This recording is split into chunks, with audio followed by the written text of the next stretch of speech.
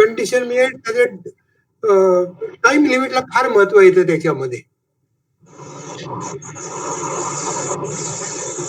Okay, okay. Thank you sir. Thank you. Okay. हां.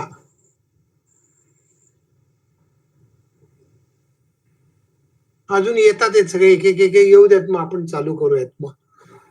आपण मागच्या वेळेला कुठपर्यंत आलो होतो, काय अंदाज आहे, लक्षात आहे?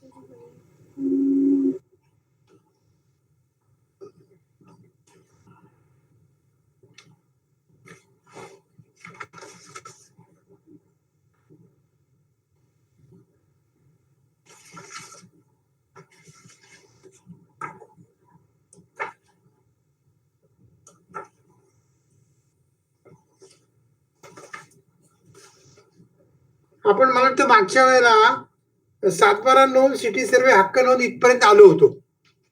त्याच्यामध्ये आता ज्या वेळेला कोण होते त्यांना काही शंका आहेत का काही? म्हणजे मग आणि हे वैभव जॉईन झाले ते पुढच्या सेशनला कधीतरी जेव्हा कोर्स होईल त्यावेळेला परत पहिल्यांदा तुम्ही पहिल्या क्लासला जॉईन व्हा माझ्या बरोबर. हो सर.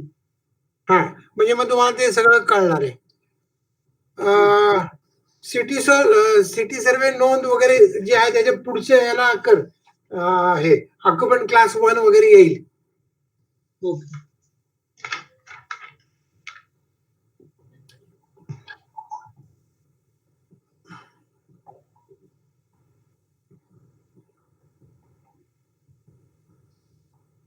अजून पुढे जावं लागेल. प्रणव, पुढं आणखीन खरेदी तर झालेले मागच्या याच्यामध्ये, हे पण झालेलं आहे. लँड रिव्ह्यू ऍडमिनिस्ट्रेशन झालेलं आहे. नाही, मग मागे ये, थोडं मागे ये. हा, थोडं, हा, इथपर्यंत झालेलं आहे. एवढंपर्यंत आपण झालेलं आहे.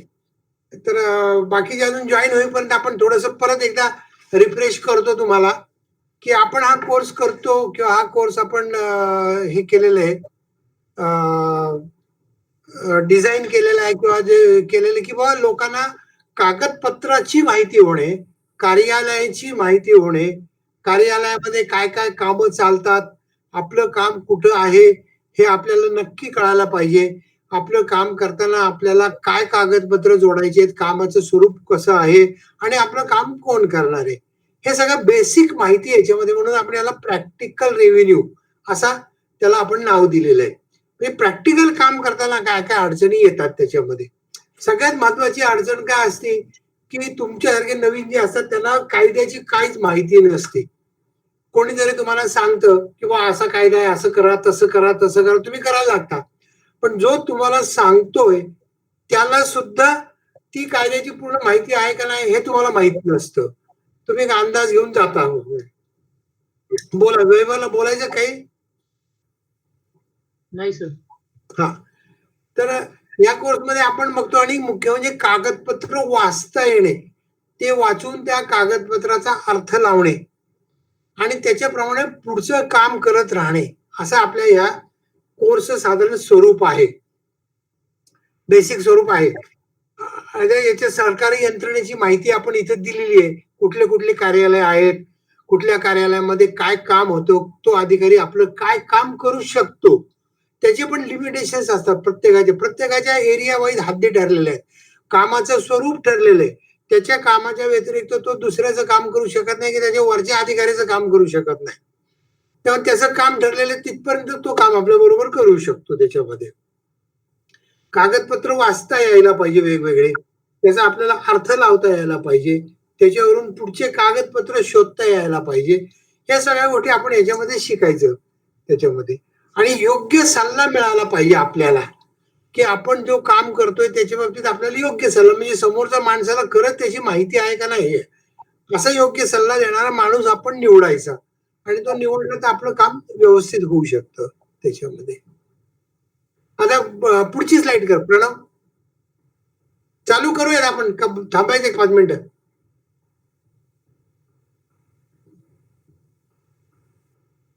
हां, मग पुढची स्लाईड कर आता.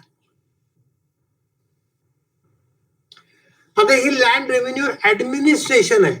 म्हणजे लँड रेव्हेन्यूमध्ये कसे-कसे स्वरूपाचं ॲडमिनिस्ट्रेटिव्ह पद्धत आहे. हे रेव्हेन्यू डिपार्टमेंट आहे. म्हणजे याचं पहिल्यांदा काम काय? रेव्हेन्यू वसूल करणे. रेव्हेन्यू वसूल करणे म्हणजे वेगवेगळ्या प्रकारचे शेतसारा असतो त्याची वसुली करणे, थिएटरवरचे कर्स असतात त्याची वसुली करणे वगैरे, वगैरे असे जे रेव्हेन्यू असतात ते कळणे. त्याच्यानंतर मेजरिंग ऑफ लँड्स जमीन म्हणजे कलेक्टरच्या अंडर जे येतं ते सगळं मेजरिंग ऑफ लँड त्या जिल्ह्यामधलं. ते डिपार्टमेंट पर्यंत त्या जिल्ह्यापर्यंत कलेक्टरच्या अंडर असतं मोजणी खातं. त्याच्यानंतर रजिस्ट्रेशन ऑफ लँड एलिनेशन म्हणजे रजिस्ट्रेशन डिपार्टमेंट, सब रजिस्टर ऑफिस. सब रजिस्टर ऑफिस हे कलेक्टरच्या अंडर येतं तेवढ्यापुरतं. पण नंतर जर त्याच्यामधले काही प्रश्न असतील तर त्यांची वेगळी ब्रँच आहे त्याच्या ऑफिसमध्ये तुम्हाला पुढे जावं लागतं. तसंच मोजणी खात्यामध्ये पण त्यांचे वेगवेगळे अधीक्षक भूमी अभिलेख, नंतर कमिशनर भूमी अभिलेख असे वेगवेगळे त्यांच्या तिकडे जावं लागतं. पण बेसिकली कलेक्टरच्या अंडर येतं हे सगळं. त्याच्यानंतर ट्रेझरी म्हणजे रेव्हेन्यू असल्यामध्ये ट्रेझरी सगळे खर्चाचे हिशोब ठेवणे वगैरे हे सगळं त्या जिल्ह्यापुरतं त्यांच्या अंडर येतं. त्याच्यानंतर रेव्हेन्यू ऑफिसर्स आपण खालून बघू. तलाठी, तलाठी हा किंवा पटवारी म्हणतात काही भागामध्ये, उत्तरेमध्ये वगैरे पटवारी म्हणतात त्याला. तर तलाठी हा गावी एकच असतो. एका गावाला एक तलाठी असतो आणि तो त्या गावाचं संपूर्ण रेकॉर्ड मेंटेन करतो. रेकॉर्ड किपिंगचं काम करतो. त्या गावापुरतं मर्यादित असतं त्याचं ते. त्याच्यानंतर त्याच्यावरती सर्कल इन्स्पेक्टर, सर्कल ऑफिसर असा असतो. तो साधारण 3 ते 4 गावांच्या मिळून एक असतात ते. ते सगळं तलाट्यांनी जे काय रेकॉर्ड मेंटेन केलेलं आहे त्या रेकॉर्ड तपासायचं आणि त्याला मंजुरी द्यायची.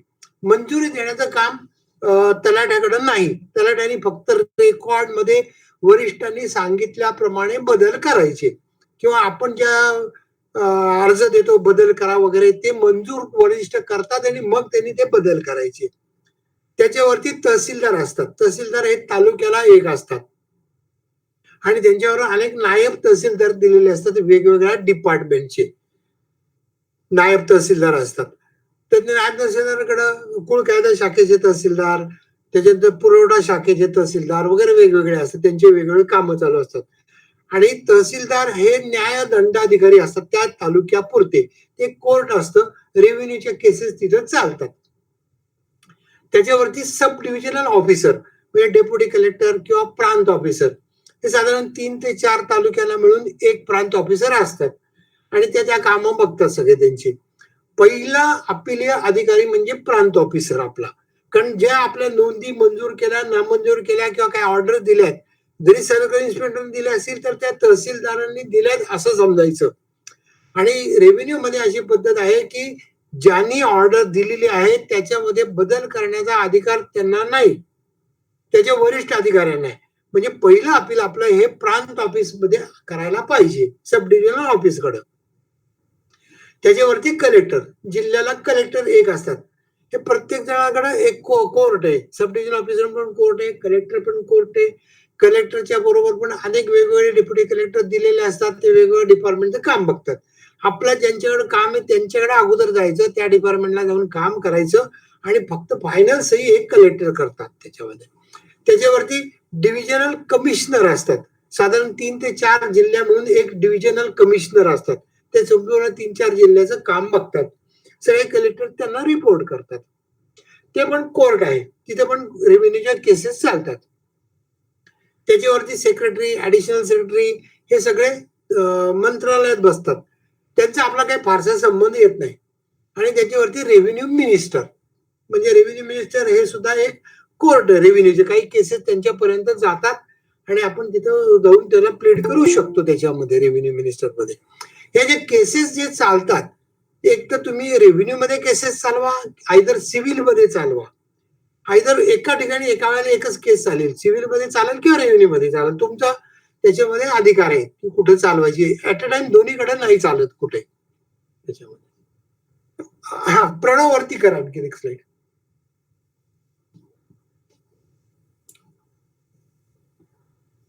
नाही वरती वरती 9 नंबर. हा आता आपण कागदपत्र वाचायचे कसे याची सुरुवात करतोय. आता याच्यामध्ये 7/12 फेरफार हे आपले ऍडव्होकेट सर आहेत, ते तुम्हाला सांगणार आहेत सगळं संपूर्ण माहिती. मी तुम्हाला मालमत्ता पत्रक म्हणजे सिटी सर्वे उतारा जो आहे त्याच्याबाबत सांगणार आहे. सिटी सर्वे तुम्हाला मी सांगितल्याप्रमाणे जिथं जिथं बिनशेती झालेली आहे, जिथं जमिनीचं क्षेत्रफळ छोटं असतं, मोठं नसतं, हेक्टरमध्ये वगैरे नसतं, छोटं असतं क्षेत्रफळ, काही स्क्वेअर मीटर मध्ये असतं वगैरे, त्या ठिकाणी सिटी सर्वे झालेले आहे आणि त्या जमिनी एने झालेल्या बिनशेती झालेल्या त्याचा सिटी सर्वे पडतो. त्याचा उतारा पण 7/12 सारखाच उतारा आहे, थोडाफार फरक आहे त्याच्यामध्ये, पण बेसिक सगळं तेच आहे. वरती त्याच्यावर मालमत्ता पत्रक लिहिलेलं आहे, म्हणजे सिटी सर्वेचा उतारा. जसं 7/12 म्हणतो आपण तसं हा मालमत्ता पत्रक म्हणतात. त्याच्यात पहिल्यांदा त्याचे हद्द येते तिथं की जिल्हा पुणे, त्याचा तालुका, त्याचं गाव आणि मग सिटी सर्वे नंबर. नेहमी कागदपत्र वाचताना, कारण एका नावाची गावं अनेक तालुक्यात असू शकतात, अनेक जिल्ह्यात असू शकतात. त्यामुळे आपल्याला वाचताना कागदपत्र नेहमी उलट वाचायचं, जिल्हा, तालुका, गाव आणि मग सिटी सर्वे नंबर, म्हणजे मग त्या चुका होत नाही. आता याच्यामध्ये कसं दिलेलं आहे, इथं पुणे, जिल्हा पुणे आहे, याच्यामध्ये तालुका पुणेच असल्यामुळं तिथं विभाग त्याचा बुधवार पेठ असं लिहिलेलं आहे आणि त्याचं ऑफिसचं नाव दिलेलं नगर भूमापन क्रमांक 1, कारण पुण्यामध्ये 2 ऑफिसेस आहेत, त्यामुळे 1 नंबर मध्ये हा आला, म्हणजे त्यांची हद्द कायम झाली आहे 1 नंबर मध्ये. त्या तुमचं काम 1 नंबरच्या ऑफिसमध्ये होणार, 2 नंबरच्या ऑफिसमध्ये होणार नाही तिथं, तेव्हा ते वाचायचं. त्याच्यानंतर तिथं एक डाव्या बाजूला वरती दिलेले area city survey number, city survey number आणि त्याच्या बाजूला शीट नंबर दिलेला आहे. आता इथं सिटी सर्वे नंबर 587 आहे आणि शीट नंबर पण 587 आहे. 2 असे का आहेत, तर ज्या वेळेला त्याचा सिटी सर्वे नंबर पडला त्यावेळेला त्याच्या त्या सगळ्या मोजण्या झाल्या, मोजण्या होऊन त्याचा एक शीट तयार झाला आणि त्या शीट मध्ये त्याला 587 नंबर दिला गेला. आता ते संपूर्ण एरियाचा शीट बनला, त्याच्यामध्ये नंबर देताना कोणाच्याकडे काहीतरी चूक झाली किंवा 587 दोनदा दिलेला आहे, पण ती चूक दुरुस्त सिटी सर्वेच्या उतार्यावर होणार आहे, ती त्या नकाशावर होणार आहे. म्हणजे त्यावेळेला जर चूक झालेली असती तर इकडचा नंबर फायनल प्लॉट नंबर 587 588 आला असता, मग प्रत्येकाचे पुढचे बदलत गेले असते. पण इथं तसं काही चूक नाही, त्यामुळे दोन्ही शीट नंबर पण आणि सिटी सर्वे नंबर पण 587 आहे, ते दोन्ही लक्षात घ्यायचं. म्हणजे पहिले सिटी सर्वे नंबर झाला, आता नंतर त्या क्षेत्राचं, त्या सिटी सर्वे नंबरचं क्षेत्र हे महत्वाचं. आता इथं पहिल्यांदा क्षेत्र लिहिलेले 100, मला बारीक एवढं वाचता येत नाही, पण साधारण आपण धरू एक 200 चौरस वार, 200 चौरस वार. आता आज तर वार हे हिशोब नाहीये कुठे. हा सिटी सर्वे नंबर झालेला आहे, इथं मूळचा सिटी सर्वे नंबर दाखवला तर 1923-24 साली झालेला आहे. मूळ मालकाचं नाव लागलेलं डावीकडे बघा, 1923-24 साली लागलंय. त्यावेळेला क्षेत्र मोजण्याची पद्धत ही वारामध्ये होती, आज नाही येते, त्यावेळेला होती, पण ती नोंद तशीच आहे, ती नोंद खोडायची नाही. सिटी सर्वेच्या उतार्यावर, 7/12च्या उतार्यावर, 8च्या उतार्यावर किंवा फेरफारवर झालेल्या नोंदीत खोडायच्या नाहीत. त्या कमी करायच्या असेल तर त्याला फक्त कंस करायचा आणि त्याच्या खाली नवीन नोंद करायची.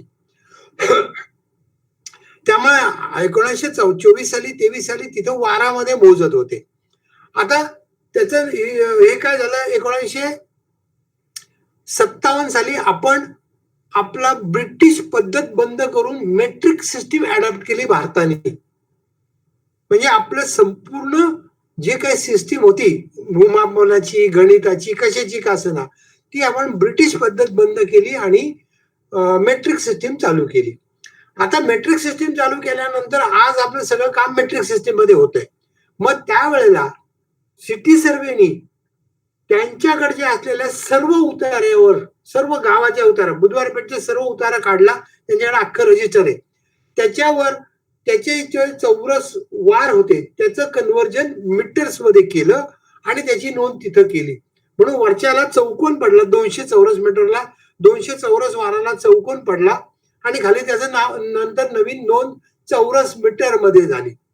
परंतु ही नोंद होताना त्याचा संपूर्ण फेरफार झालेला आहे बघा. आणि त्याचा फेरफार 1, 2 आणि तिसरी नोंद आहे बघा. 1958 साली वगैरे अमुक अमुक यांच्या हुकमाने भारताच्या मेट्रिक सिस्टीम अडॅप्ट केल्यामुळं अमुक अमुक बदल केल्यामुळे त्याचा फेरफार पडला. आणि तो जर फेरफार आपण काढला तर अख्ख्या बुधवार पेठेचा फेरफार आपल्याला बघायला मिळणार आहे. आणि प्रत्येक सिटी सर्वे नंबरचा चौरस वार मधलं क्षेत्र चौरस मीटर मध्ये झालं. ते तयार झालं फेरफार, तो मंजूर केला गेला आणि मग त्याची नोंद इथं झाली. म्हणजे फेरफार मंजूर झाल्याशिवाय त्याची नोंद मालमत्ता पत्रकाला होत नाही किंवा 7/12ला पण होत नाही. आणि ही नोंद मध्ये आता बदल जोपर्यंत होत नाही तोपर्यंत या नोंदीला चौकोन पडणार नाही. हे आलं लक्षात सगळ्यांच्या. त्याच्यानंतर इथे जो आडव्या जे लाईन्स आहेत त्याच्यामध्ये लिहिलेले मूळ मालकाचं नाव 1925 साली 24 साली मूळ मालकाचं नाव लागलं तिथं. त्यावेळेला त्याचा चौकशी रजिस्टरचा उतारा तयार झाला, तो आपल्याला मिळू शकतो. आणि त्याच्यामध्ये त्यांनी लिहिलेलं आहे की हा मालक आता याने असं केलं, त्यांनी कागदपत्र सादर केले आणि त्याचं मालक झाला. हे त्याचे उतारे आपल्याला सगळे मागची हिस्ट्री मिळणार आहे त्याच्यामध्ये. त्यामुळे त्याच्या 1924-25 साली मूळ मालकाचं नाव लागलं ज्यावेळेस सिटी सर्वे झाला. त्याच्यानंतर त्याच्या नावाला कंस पडलेला आहे, त्याच्या खाली कोणाचं तरी नाव लागलं, म्हणजे त्याचं वरचं नाव कमी झालं, मग त्याच्या वारसांचं नाव लागलं. त्यांनी विकलं असेल तर ते खरेदी कथाप्रमाणे नाव लागलं, बक्षीस पत्र दिलं असेल बक्षीस पत्राप्रमाणे नाव लावलं, त्याला कंस पडला आणि खालच्याचं नाव लावलं. आता खालच्याचं नाव लावलं त्यालाही कंस पडला, तेव्हा ते नाव कमी झालं, आणखीन खालच्याचं नाव लागलं. खालच्याचं 2 नंबरचं नाव पण कमी झालं, आणखीन खालच्यांचं नाव लागलं आणि मग ते पण कमी झालं, नाव कमी झालं, नवीन नाव लागलं. म्हणजे जिथे जिथे कंस पडलाय त्यांची नावं कमी झालेले आहेत आणि ज्यांना कंस नाही त्यांची नावं आज त्याच्यामध्ये आहेत, त्यांच्या नावावर ती प्रॉपर्टी आहे. हे महत्वाचं लक्षात घ्या त्याच्यामध्ये. आता त्याच्यामध्ये ह्यांनी तिथं अपार्टमेंट बांधलं आणि त्याचं डीड ऑफ डिक्लेरेशन केलं मालकानी आणि बिल्डरनी. आणि त्यामुळे त्या डीड ऑफ डिक्लेरेशन प्रमाणे त्या अपार्टमेंटचं नाव सिटी सर्वेच्या उतारायला लागलं. अपार्टमेंटचं पहिल्यांदा नाव लागलं, मूळ मालकाचं नाव त्याच्यामुळे ते कमी झालं. आता डीड ऑफ डिक्लेरेशन म्हणजे काय? डीड ऑफ डिक्लेरेशन म्हणजे हा एक प्रकारचा खरेदी खताचाच प्रकार आहे आणि त्याला ऍडिशनल तुम्ही कोऑपरेटिव्ह सोसायटी स्थापन न करता, तिथं कमी फ्लॅट आहेत आणि कोऑपरेटिव्ह सोसायटी स्थापन करायला कमीत कमी 11 मेंबर लागतात, इथे 9 मेंबर आहेत समजा, तर गव्हर्नमेंट म्हणतं की तुम्ही कोऑपरेटिव्ह सोसायटी न स्थापन करता तुमचं अपार्टमेंट स्थापन करा. दोन्हीचे नियम सारखेच आहे, अपार्टमेंटचे नियम सारखेच आहेत आणि कोऑपरेटिव्ह सोसायटीचे नियम सारखेच आहेत. कोऑपरेटिव्ह सोसायटी फक्त तुम्हाला सब रजिस्ट्रार कोऑपरेटिव्ह डिपार्टमेंटकडे रजिस्टर करावी लागते आणि त्यांच्या नियमाप्रमाणे तुम्हाला काम करावं लागतं. याच्यामध्ये तुम्हाला अपार्टमेंटचे नियम डिक्लेअर करावे लागतात, म्हणून त्याला डीड ऑफ डिक्लेरेशन म्हणतात.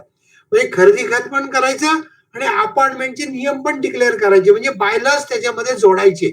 जे कोऑपरेटिव्ह सोसायटीला आपण अडॉप्ट करून घेतले जातात ते बायलॉज आपण इथे जोडतो आणि त्या डीड ऑफ डिक्लेरेशन मध्ये मेन्शन केलं जातं खरेदी खतामध्ये. सोसायटीचं आपण जर केलं तर त्या जमिनीचं खरेदी खत हे सोसायटीच्या नावाने होतं आणि तुम्ही जे वरती भाडे फ्लॅट ओनर असतात ते सोसायटीचे सभासद होतात आणि सोसायटीचे ते भाडेकरू मालक म्हणून काम केलं जातं आणि त्यांना त्याचा ताबा मिळतो. इथं तसं नाहीये. इथं खरेदी खतामध्ये डीड ऑफ डिक्लेरेशन मध्ये त्या मालकाचं फ्लॅट नंबर 1 त्याचं मालकाचं नाव, त्याचं क्षेत्र असं लिहिलं जातं. फ्लॅट नंबर 2 मालकाचं नाव, त्याचं क्षेत्र असं बांधकामाचं लिहिलं जातं आणि त्याच्यामध्ये प्रत्येकाचं जमीन जेवढी असेल, समजा जमीन त्याची एक 900 स्क्वेअर फूट आहे आणि 9 मालक आहेत त्याच्यात आणि प्रत्येकाचा फ्लॅट सेम प्रत्येकाचा फ्लॅट एकाच क्षेत्रफळाचा आहे. तर त्याला 10% हिस्सा जमिनीमध्ये मिळतो. म्हणजे त्याचं 1 नंबरचा फ्लॅट, त्याचं नाव आणि त्याचं क्षेत्र, फ्लॅटचं क्षेत्र 500 चौरस मीटर आणि जमिनीमधला 10% हिस्सा, असं त्याचं नाव त्याच्यामध्ये लागतं. म्हणजे तो मालक होतो जमिनीचा, कारण इथं सोसायटी नाहीये. इथं हा इंडिव्हिज्युअल मालक होतो, पण हा इंडिव्हिज्युअल मालक जो होतो तो फक्त अनडिवायडेड शेअर साठी होतो. तो मग तो 10% त्याचा हिस्सा वेगळा करून मागू शकत नाही त्याच्यामध्ये. त्यामुळं इथं फ्लॅट ओनरचं इंडिव्हिज्युअली नाव लागलं जातं. फ्लॅट नंबर अमुक अमुक, त्याचं जे काही खरेदी करत असेल, त्याचं अग्रीमेंट असेल, त्याची माहिती आणि त्याचं नाव होल्डर म्हणून लावलं जातं आणि 10% अनडिवायडेड शेअर त्याला मिळतो त्याच्यामध्ये. ही पद्धत फक्त सिटी सर्वेला आहे, अजून 7/12ला नाहीये. 7/12ला सोसायटीचं नाव लागतं, जर कॉपरेटिव्ह सोसायटी असेल तर. आता नवीन याच्याप्रमाणे गव्हर्नमेंटचं चालू झालेलं आहे की 7/12ला पण जरी सोसायटीचं नाव मूळ मालक म्हणून असेल तरी सुद्धा फ्लॅट ओनरचं नाव त्याच्यामध्ये लावायचं आपण. म्हणजे मग त्या फ्लॅट ओनरचं काही गडबड करणार नाहीत असं त्याचं म्हणणं आहे त्यांच्यामध्ये. त्यामुळे ते चालू करतात त्याला. त्याच्यानंतर इथं जिथं तिथं कंस पडलेला नाहीये, त्यांचे नाव अजूनही आहेत. त्याच्यानंतर इथं नाव लावण्याची पद्धत होल्डर म्हणून येते. होल्डर म्हणजे मालक.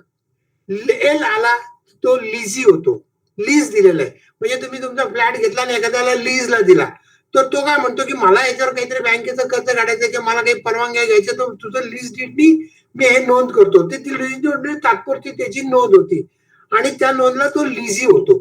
किंवा जमीन तुम्ही लीजने दिली तर ती जमीन लीजवर होती याच्यामध्ये. Holder, lease. आणि याच्यामध्ये आणखीन एक प्रकार असा आहे, इजमेंट. ई लावलेलं असतं, इजमेंट. इजमेंट म्हणजे याचं एक साधारण सोपं उदाहरण असेल की हे छोटे प्लॉट असतात, त्याच्यावर बंगले बांधलेले असतात किंवा अपार्टमेंट बांधलेले असतात. छोट्या प्लॉटवर एक बंगला बांधलेला आहे, त्याच्यामध्ये आई वडील, मुलगा आणि मुलगी असे आहेत. मुलाचं लग्न झालेलं आहे, मुलींनी ठरवलेलं आहे की लग्नच करायचं नाही मला, मी आयुष्यभर कुमारी राहणार आहे. आई वडिलांना वाटतं की माझ्या मुलीनी जिवंत असेपर्यंत तिला राहण्याचा त्याच्यामध्ये हक्क मिळावा, कारण त्याच्यानंतर तिला कोणीच वारस राहणार नाहीये. त्यामुळे हिच्या वेळेमध्ये कुठलाच याच्यात तिला हक्क नकोय. परंतु ती हयात असेपर्यंत तिला राहण्याचा हक्क मिळावा म्हणून ते एक इजमेंटचं डॉक्युमेंट तयार करून देतात की माझ्या मुलीला ह्या बंगल्यामधल्या ह्या 2 खोल्या ती हयात असेपर्यंत राहण्याच्या अधिकाऱ्याने दिलेल्या, त्याला इजमेंट म्हणतात. त्याची पण नोंद इथं केली जाते. तिच्यानंतर ती नोंद आपोआप रद्द होती. जो मुलगा किंवा वारस असेल तो त्याचा मालक होऊन जातो त्याच्यामध्ये. आता हे वाचता येणार का तुम्हाला? लक्षात आलं का मी सांगतो हे?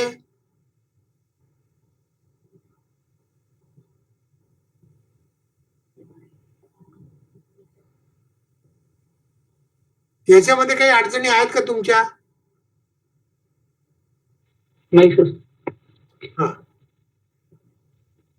महेश. सध्या नाही का सर?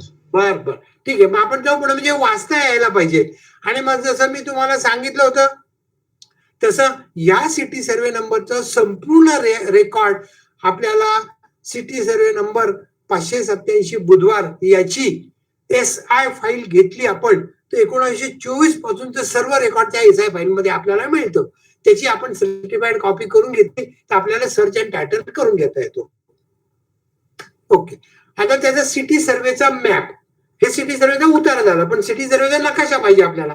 मी जसं सांगितलं मला 100 नारायणपेठचं काम करायचंय, तर मला 100 नारायणपेठचा पण नकाशा मिळतो, ज्याच्यावर आपल्याला रस्ते, त्याच्या नकाशामध्ये प्लॉटची लांबी रुंदी, लगतचे कब्जेदार, त्याची दिशा किती आहे, त्याची माप किती आहेत, या सगळ्या गोष्टी कळतात. मला जर वाटलं की आजूबाजूच्या लगतच्या सगळ्या लोकांचा मला नकाशा पाहिजे, तोही आपल्याला मिळू शकतो. मला 100 नारायणपेठचा पूर्ण नकाशा पाहिजे, तोही आपल्याला मिळू शकतो. पण ज्या दिवशी सिटी सर्वे झाला, ज्या दिवशी ते नकाशे बनले, त्या दिवशीचाच नकाशा मिळतो. आजचा नकाशा तुम्हाला आजची सरकारी मोजणी केल्याशिवाय मिळत नाही. हा सिटी सर्वेचा मॅप आहे. हा पण सुद्धा आपण मुद्दामून जुना दाखवलेला आहे. हा नाशिकचा आहे बघा. याच्यामध्ये पण तसं जिल्हा नाशिक, तालुका नाशिक, गाव नाशिक आणि मग सिटी सर्वे नंबर. आणि त्याचं क्षेत्र लिहिलेलं बघा 329.2 चौरस वार.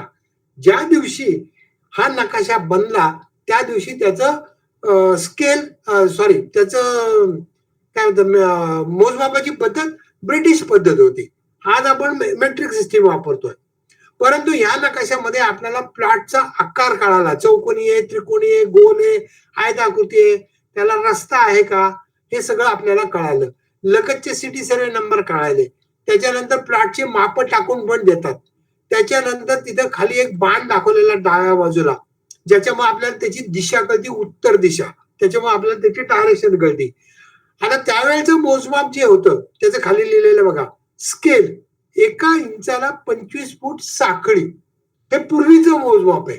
याचं कन्व्हर्जन करायला आपल्या सर्वेअरला वगैरे कळतं. पण आज जर तुम्ही नकाशा बनवला तर आपण एकाला 1000, एकाला 2000, एकाला 3000 अशा स्केलनी करतो, कारण मेट्रिक सिस्टीम मध्ये आपण करतो त्याच्यामध्ये.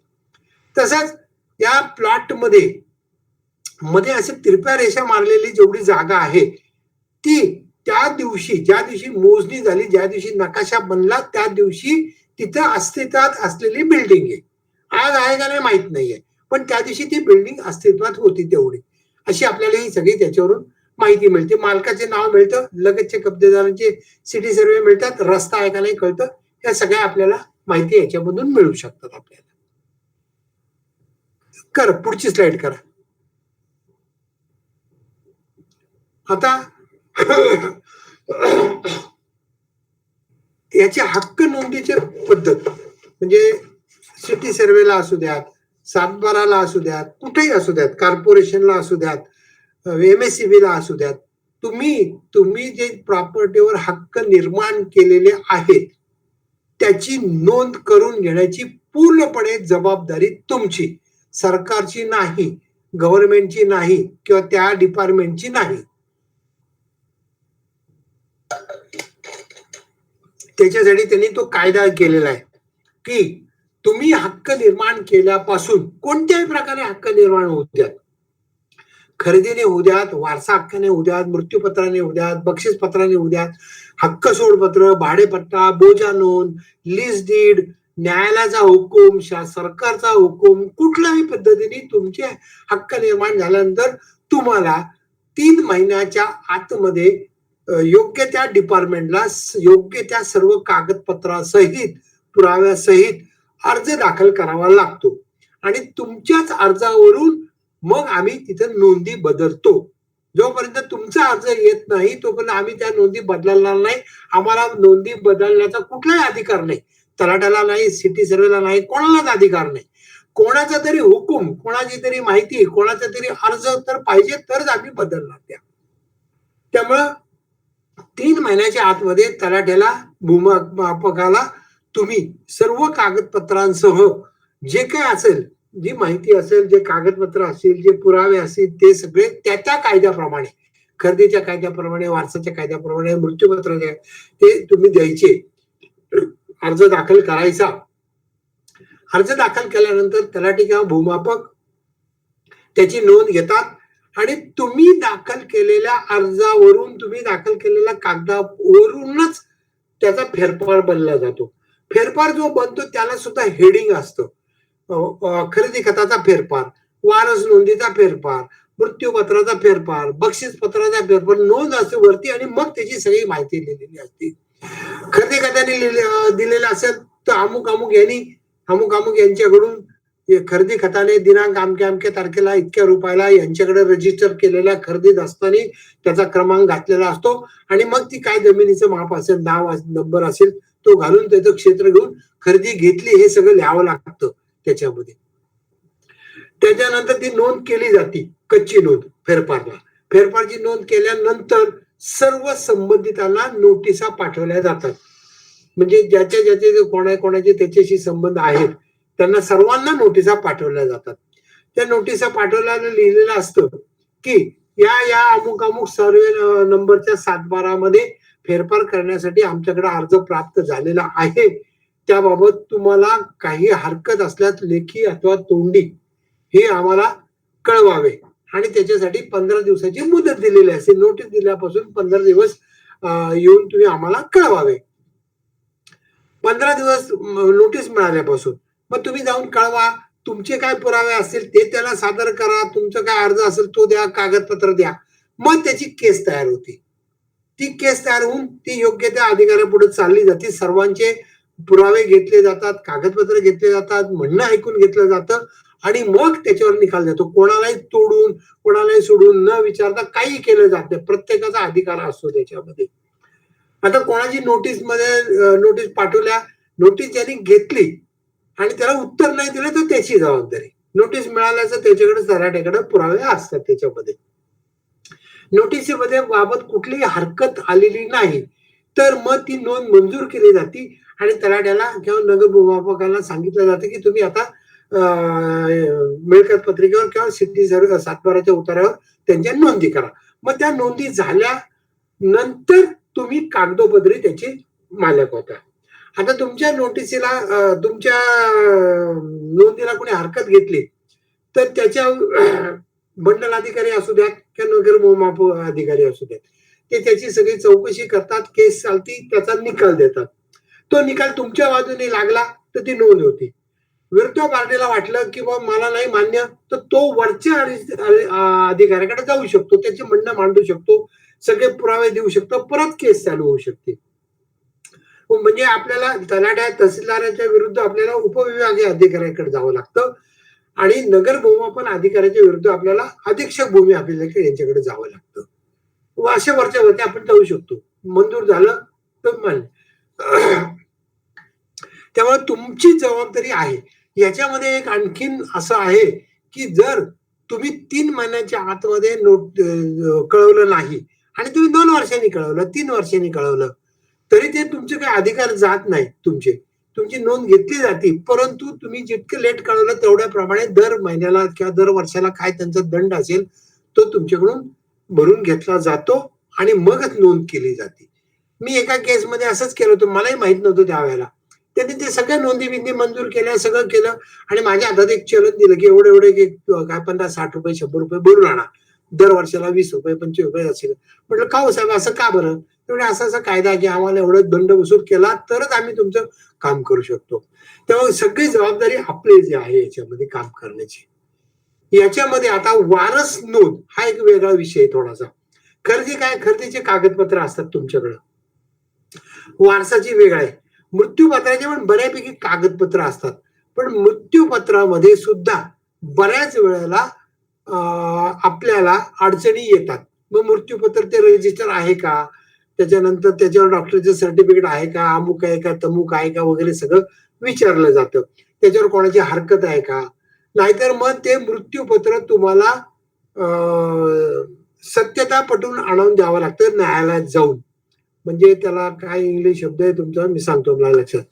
आपल्या बाळासाहेब ठाकरेंनी मृत्यूपत्र केलं, बरीचशी प्रॉपर्टी उद्धव ठाकरेंच्या नावावर केली, काही प्रॉपर्टी इतर मुलांच्या नावावर केली. उद्धव ठाकरे स्वतः कोर्टात गेले आणि या मृत्यूपत्राची सत्यता पटवून द्या म्हणून त्यांनी दावा दाखल केला. मग ते कोर्टाने सगळ्यांना बोलवलं, इतर वारसदारांना बोलवलं, त्यांचे म्हणणे ऐकून घेतले, त्यांच्याकडचे पुरावे घेतले आणि मग त्याच्यावर निकाल दिला की मृत्यूपत्र सत्य आहे आणि मग त्याच्यावर त्यांच्या बाकीच्या नोंदी झाल्या. माझ्या पण एका केसमध्ये एक बाई होत्या, त्या आजारी होत्या, त्यांना कॅन्सर झालेला होता आणि त्यांनी सब रजिस्टरला घरी बोलून, पद्धत आहे सब रजिस्टर सुद्धा तुमच्या घरी येतात, नोंदी करतात, त्याची काही फी ऍडिशनल घेतली जाते, डॉक्युमेंट रजिस्टर केलं जातं, सगळे आपल्याकडे प्रोव्हिजन्स आहेत. सब रजिस्टरला घरी बोलून मृत्यूपत्र रजिस्टर केलं. रजिस्टर केल्यानंतर मृत्यूपत्रामध्ये त्यांनी त्यांच्या मिस्टरांना सर्व प्रॉपर्टी देऊन टाकली, बांगला देऊन टाकला. आता ते नंतर त्या बाई दुसऱ्या दिवशी वारल्या. ते मिस्टर आमच्याकडे आले, आम्ही ते प्रकरण तयार केलं, सगळं केलं, दाखल केलं, कागदपत्र दाखल, रजिस्टर मृत्यूपत्र दाखल केलेलं, सगळं झालं, नोंद झाली, नोटिसा निघाल्या, नोटिसाला उत्तर आले. परंतु साहेबांनी सांगितलं की ही नोंद मी मंजूर करणार नाही. म्हटलं मग का बरं असं?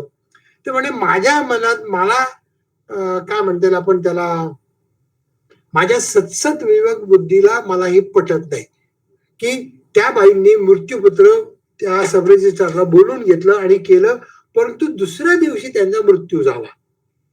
त्यामुळं मला पटत नाही. त्याला प्रत्येकाला त्या साहेबाला सद्सद्विवेकाने बुद्धीने काम करण्याचे अधिकार आहेत. त्यामुळे मी ही नोंद मंजूर करणार नाही. म्हणलं मग आता तुम्ही काय करणार म्हणलं? म्हणजे काय आम्हाला काय हुकूम देणार आहे? म्हणे मी तुम्हाला एक हुकूम देऊ शकतो, की हे मृत्यूपत्र कोर्टात जाऊन प्रोबेट करून आणा. प्रोबेट म्हणजे सत्यता पटवून आणा आणि मग मी नोंद करीन किंवा मी हे नोंद मंजूर करतो. तुम्ही माझ्या वरिष्ठांकडे जा. त्यांच्याकडून नोंद मंजूर करून घ्या. बरोबर आहे. त्या साहेबांचं पण म्हणणं बरोबर होतं. मग बाकीच्या अडचणी पण काही नव्हत्या. पण ते म्हणे, "नाही हो, मला नाही पटत या गोष्टी." मग आम्ही कोर्टामध्ये गेलो. मृत्यूपत्राचे प्रोबेट केलं, सत्यता पटवून घेतली आणि मग परत त्यांच्याकडे गेलो. त्यांनी आपल्याला हुकूम दिला, की तुम्ही सत्यता पटवून आणा. म्हणजे केस आपली स्टँड राहिली तशीच आणि मग ती आमची नोंद झाली. तसं ठाकरेंच्या केसमध्ये त्यांनी स्वतः प्रोबेट करून आणलं आणि मग त्यांच्या नोंदी झाल्या. आता वारस हक्काचं, वारसाचं एक असं, की वारसाचं अगोदर वारस नोंद करावी लागते. वारस नोंद म्हणजे आता लक्षात घे, की एक माणूस आहे. त्याच्या नावावर ते प्रॉपर्टी आहे, जमीन आहे, शेती आहे, काही आहे ते. तो जोपर्यंत हयात आहे तोपर्यंत त्याचं नाव आहे. त्याच्यानंतर त्याच्या मृत्यूनंतर त्याची पहिली वारस ही त्याची पत्नी. त्याच्यानंतर त्याचा वारस दुसरा मुलगा, तिसरा मुलगा आणि एक मुलगी, असे त्याची आहे. तर चारही त्याचे वारस आहेत. त्या वारसापैकी कोणीही एकाने वारसाच्या नोंदीचा अर्ज करावा लागतो. सर्व डॉक्युमेंट द्यावे लागतात, माहिती द्यावी लागते, सर्व वारसांची माहिती द्यावी लागते, नाव, पत्ता, त्यांचे पुरावे, रहिवासीचे पुरावे सगळं द्यावं लागतं त्याच्यामध्ये. आणि मग त्याच्यानंतर तलाठी किंवा नगरभूमापक जे असतात ते त्याची नोंद घालतात. परत सर्व वारसांना नोटिसा पाठवल्या जातात. सर्व वारसांचे समक्ष जबाब घेतले जातात आणि ते जर वरिष्ठ अधिकाऱ्यांनी मंजूर केलं तर ती वारस नोंद मंजूर होती आणि मग त्याच्यानंतर तुमच्या सातबाराला आणि सिटी सर्वेच्या उताराला नाव लागू शकतो. आता एक केस अशी आहे, पत्नी, मुलगा आणि मुलगी. आता मुलगी अज्ञान आहे. या तिघांनी ठरवलं, की मुलगी अज्ञान नाही, जर ती लग्न होऊन जाणार तिचं आपण नावच नाही लावायचं. मग या तिघांनी संगनमत करून घेतलं आणि वारसाचं सांगितलं, की आम्ही तिघच वारस आहे.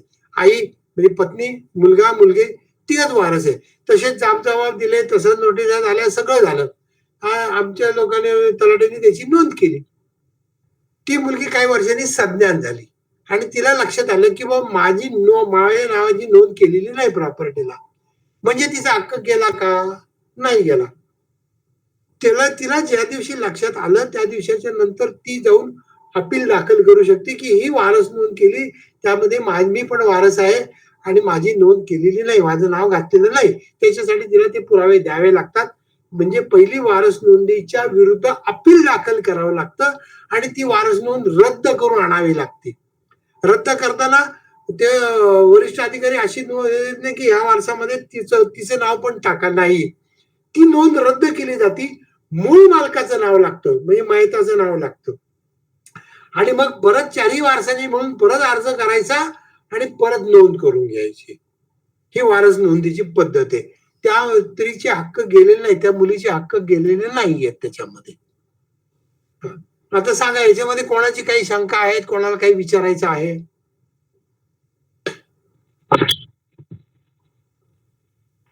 हा, बोला.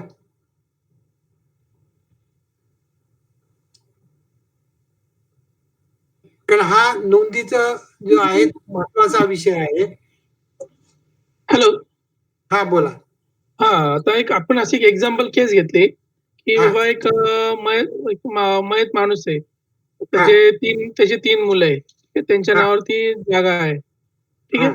पण अचानक काय होतंय, ते नोंदमध्ये काय होती, कधी-कधी बाजूवाल्याचं पण ह्याच्यामध्ये नाव लागून जातं, बाजूच्या बर. माणसाचं. हा. हां, आणि आपल्याला काही कळतच नाही ते. आता काय सगळेजण आम्ही, आता एक उदाहरण आमचीच केस आहे आमच्याच गावची. हा. तर आम्ही सगळे शहरात राहतो, त्यामुळे ते काय आम्ही कधी लक्षच दिलं नाही. कधी सातबारा पण बघितला नाही, काय नाही. पण बाजूवाल्याचं त्याच्यामध्ये आपल्याला नाव लागलं. बरं. काय ह्या सिच्युएशनमध्ये काय करू शकतो आपण? बाजूवाल्याचं नाव लागलं तर त्याचा फेरफार तुम्ही काढला का? नाही, अजून काहीच नाही केलं. नाही. मग आपण काय शिकलो, की फेरफार झाल्याशिवाय नोंद होत नाही. बरोबर आहे ना? फेरफार ओके. मंजूर झाल्याच्या नोंद करता येत नाही. तलाठी स्वतःहून कुठल्याच कागदपत्रामध्ये बदल करू शकत नाही. त्यामुळे तुम्हाला त्याचं फेरफार काढावं लागतील सर्व. ते वाचावे ओके. लागतील. बाजूवाल्याचं का नाव लागलं गेलंय हे पहिल्यांदा बघायला पाहिजे. तर ते त्याच्याशिवाय नाही मला सांगता येणार या गोष्टी. ठीक. हां. आणि सर जे वारस हक्क तुम्ही जे बोलतायत, तर ते हां. कधी-कधी काय होतं ते बऱ्याचशा केसमध्ये असं होतं, की एका माणसाला 2-2 पत्नी असतात. मग त्यांची मुलं वगैरे. पण त्या केसमध्ये आपलं कोर्ट कसं कसं मॅनेज करतं त्या गोष्टी? म्हणजे कसं असतं ते? का नाही एवढं सगळे कोर्टाचं आहे म्हणून मी पहिल्यापासून काय सांगतोय, की तुम्ही सगळे कागदपत्र काढा, थोडासा अभ्यास करा आणि योग्य त्या माणसाकडे जाऊन सल्ला घ्या. आता ठीक आहे ना, मी मला सहज जनरल नॉलेज विचारलं. असू द्या, म्हणजे असू त्या द्या. विचारलं पाहिजे. शंका विचारली तर मला उत्तर देता येतं. पण तुमची शंका अशी दूर व्हायला पाहिजे, की तुम्ही पहिले ते कागदपत्र काढा, वाचा आणि मग योग्य माणसाला सल्ला विचारा. असं. Okay, okay. Thank you sir. हां. ओके. हां. जाऊयात पुढे आता मग? हो सर. हां, करा. तर प्रणव पुढचं करा.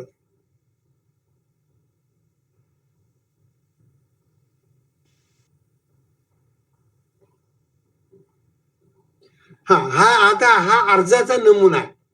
अर्जाचा नमुना आपल्याला दिलेला आहे गव्हर्नमेंटने. त्याच्यात तुम्हाला जी पाहिजे ती माहिती लिहायची. असं काही नाही की मी हे लिहिलं नाही तर मी कशी माहिती देऊ? तुम्हाला पूर्ण अधिकार दिलेले आहेत त्याच्यामध्ये, की तुम्ही सांगायचं मग आम्ही करणार आहे. आम्ही एक नमुना तयार करून दिलेला आहे. याच्या व्यतिरिक्त तुमच्याकडे अशी माहिती ती सगळी तिथं जोडा, करा. साधा अर्ज आहे. नाव, अर्जदाराचं नाव, कुठलं गाव काम तलाठी अमुक-अमुक, कुठली जमीन आहे, कुठली प्रॉपर्टी त्याची माहिती. मी असा अर्ज करतोय आणि मी त्याला खाली कागदपत्र जोडतोय. एवढा अर्ज आहे. ती कागदपत्र सगळी जोडायची. आता खाली काय दिलेलं आहे, की मी प्रतिज्ञापत्र देतोय त्याच्याबरोबर, की वरील दिलेली माहिती आणि कागदपत्र हे सगळं माझ्या माहितीनुसार सत्य आणि खरे आहेत आणि हे जर खोटी ठरल्यास माझ्यावर अमक्या-अमक्या कलमाप्रमाणे फौजदारी करायला हरकत नाही किंवा फौजदारी करायला माझी मान्यता आहे. म्हणजे तुम्ही खोटे कागदपत्र दिले तर तुमची जबाबदारी. म्हणून मी पहिल्यापासून सांगतो ही सगळी आपली जबाबदारी आहे. जे काय करायचे बदल गव्हर्नमेंटची कुठलीच जबाबदारी नाही त्याच्यामध्ये. त्यामध्ये हे वाचा सगळं आणि मग त्याच्याबरोबर ते कागदपत्र सगळे सबमिट करायचे त्याच्यामध्ये. मग याच्यामध्ये खर्च किती असतो? ₹5 ₹10 तिकीट लावायला लागतं. बाकीचा काही खर्च नाहीये. कुठेही गव्हर्नमेंट तुमच्याकडून पैसे मागत नाही कधीच त्याच्यावर. हा अर्ज आहे. आता याच्या पुढचं दाखवा. याच्या पाठीमागं प्रत्येक गोष्टीसाठी काय कागदपत्र जोडायची याची लिस्ट दिलेली आहे त्याच्यामध्ये. पुढचं दाखव प्रणव. हा आता इथे लिस्ट दिलेली आहे. ही लिस्ट दिलेली आहे आम्ही माहितीसाठी दिलेली आहे. याच्या व्यतिरिक्त तुम्हाला जे पाहिजे तुम्ही ते जोडू शकता. वारसा हक्काने, उत्तराधिकाऱ्याने एवढं पाहिजे.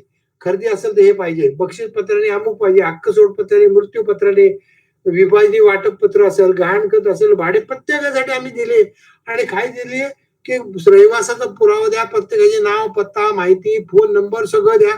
सगळं त्याच्याबरोबर देऊन टाका आयडेंटिटी कार्ड. आणि योग्य ते करा तुमचं काम होणार आहे नक्की त्याच्यामध्ये.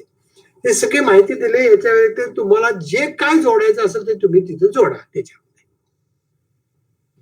पण जबाबदारी ही तुमची आहे. सरकारची नाही, कोणाची नाही. मला अनेक लोकांनी सांगितलं, अनेक लोक ज्या वेळेला पूर्वी खरेदी खत केले, जमिनी घेतल्या तेव्हा वकील म्हणतात, आता काय नाही तुझं नाव लागलं इंडेक्सतून मिळालं या घरी जाऊन झोप. तो 30 वर्षांनी जागा होतो, जमीन गेलेली असती, जमीन विकलेली असती, सगळं झालेलं असतं, काही मिळत नाही त्याला. तेव्हा नाव लावून घेणे ही आपली जबाबदारी आहे पूर्णपणे. कर प्रणव पुढचा.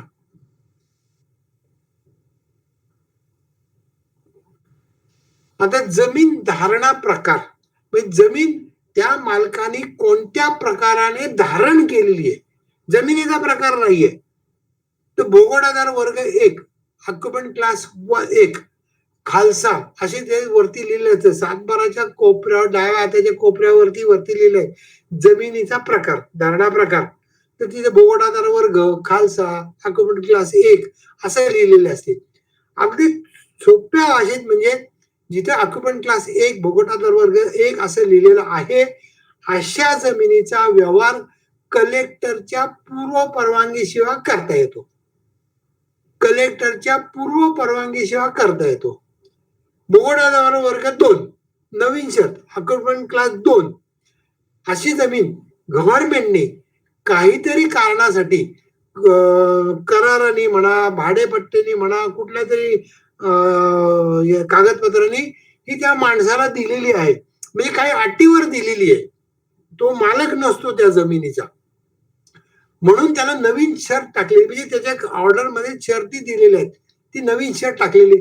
अशा जमिनीचा व्यवहार कलेक्टरच्या पूर्व परवानगीशिवाय करता येत नाही. 1 नंबरमध्ये येतो आणि 2 नंबरमध्ये येत नाही. हे बेसिक लक्षात ठेवा त्याच्यामध्ये. आता 2 नंबरची जमीन वेगवेगळ्या कारणासाठी दिली. कुळ कायद्याची जमीन जी असते ती 2 नंबरची आहे, 2 नंबरने दिलेली असते. आर्मीतल्या लोकांना दिलेली आहे. 63च्या परवानगीने जमीन घेतलेली आहे, ती दिलेली आहे. शेड्यूल क्लासला दिलेली आहे, ट्राईबला दिलेली आहे, सगळं कोणाला दिलेली आहे. गव्हर्नमेंटची जमीन आहे. तुम्हाला त्याचा कुठलाच व्यवहार कलेक्टरच्या पूर्व परवानगीशिवाय करता येत नाही. आणि शासकीय पट्टेदार ऑक्युपंट क्लास 3 म्हणजे इनाम लँड, पूर्वीचे आता इनाम आहेत, खूप इनाम कमी झालेले आहेत. त्याच्यामधलं पहिलं इनाम देवस्थान इनाम. देवस्थान इनाम म्हणजे देवाला दिलेल्या जमिनी आहेत. ब्रिटिश काळापासून दिलेल्या आहेत, शिवाजी महाराजांपासून दिलेल्या आहेत, बादशाहांनी दिलेल्या आहेत, अनेक लोकांनी दिलेल्या आहेत देवस्थानला. देवस्थानला काय इनाम जमीन दिलाय? पूर्वीचे देवस्थान गावाच्या बाहेर होते, कुठेतरी काहीतरी होते. त्याचं देवाचं दिवाबत्ती करायला सुद्धा माणसं नव्हते, काही नव्हते. मग ते एखाद्याला सांगितलं की बाबा तू जमीन घे, ह्या जमिनीमध्ये पीक पाणी काढ, देवाची दिवाबत्ती कर आणि त्याचं रक्षण कर, अशासाठी ते दिलेले आहेत. अशा जमिनीवर मूळ जमीन धारक म्हणून देवाचं नाव आहे. अमुक अमुक खंडोबा संस्थान देवस्थान, खंडोबा देवस्थान, महालक्ष्मी देवस्थान, असं मूळ मालकाचं नाव आहे. आणि ज्याला दिलेलं आहे त्याचं इतर अधिकारात नाव दिलेलं आहे, इतर अधिकारात नाव ठेवलेलं आहे. त्यामुळं अशा जमिनीचा कुठलाच व्यवहार करता येत नाही. सरकारला सुद्धा अशा जमिनी विकता येत नाही. त्यामुळे देवस्थानच्या जमिनी खरेदी विक्रीचा व्यवहार होतच नाही. ज्या माणसाला दिलेलं आहे, ज्या माणसाच्या वारसांचीच फक्त नावं तिथे लागू शकतात, त्या वारसाने ते जमीन कसायची, देवाचं हे करायचं, तेवढंच होऊ शकतं. बाकी काही होऊ शकत नाही त्याच्यामध्ये. त्याच्यानंतर सर्व्हिस इनाम आहेत पूर्वीचे. पाटील, कुलकर्णी, काझी, देशमुख, अनेक वतन आहेत सगळी सर्व्हिस इनाम, नोकरी करत होते म्हणून. आता ते कमी झाली हळूहळू, अनेक वर्ष झालेत. परंतु काही वतनाच्या जमीन आता शिल्लक राहिल्यात आणि त्याला कलेक्टरच्या पूर्व परवानगीशिवाय विकता येत नव्हत्या.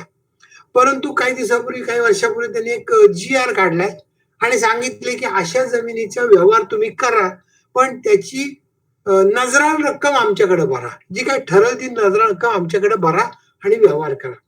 अशा जमिनी तुम्ही बिनशेतीसाठी घेणार असताल तर तुम्हाला त्याची 50% नजराल रक्कम अधिक 25% दंड, असं जमिनीच्या किमतीच्या 75%, जमिनीच्या आजच्या बाजार भावाच्या 75% एवढी रक्कम गव्हर्नमेंटला भरावी लागते.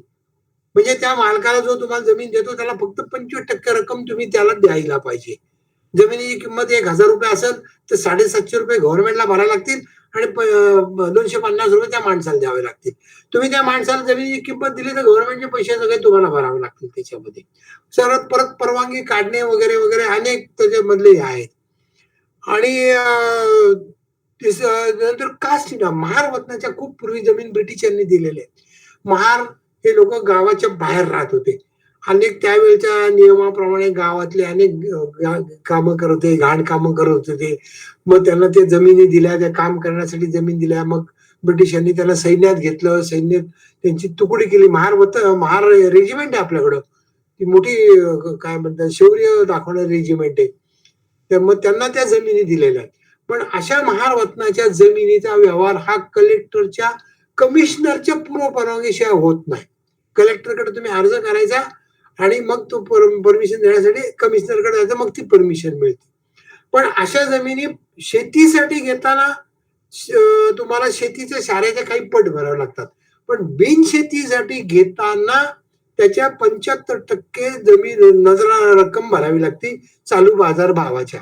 चालू बाजार भाव म्हणजे आजच्या तारखेत ज्या दिवशी तुम्हाला ऑर्डर मिळेल त्या दिवशीचा बाजार भाव, असं त्याला करावं लागतं त्याच्यामध्ये. कास्ट महारत्नाच्या जमिनीचा व्यवहार करताना खूप लक्ष देऊन करा. कारण परिस्थिती अशी झाली, की त्यांच्याकडं अनेक त्यांच्या पिढ्या त्या जमिनीवर आलेल्या आहेत. काही करत नाही, काही नाही. पण एकेका जमिनीवर 20-20, 25-25 नाव आहेत. लोकं कुठे आहेत, काही नाही. माझे 2-3 जमिनीच्या केसमध्ये मला खूप त्रास झाला याच्यामध्ये. लोकं येत नाहीत, काही करत नाहीत, ऐन वेळेला नाही म्हणतात वगैरे. याच्यात असा नियम आहे सर्व्हिस इनामगाव 2 नंबरच्या जमिनी विकत घ्यायच्या. 2 नंबरच्या जमिनी विकत घेताना तुम्ही परवानगी घेतली, सगळं केलं, तर परवानगी दिल्यानंतर तुम्हाला त्या परवानगीमध्ये लिहिलेलं असतं, की परवानगी दिल्यापासून 1 महिन्याच्या आतमध्ये खरेदी करायची.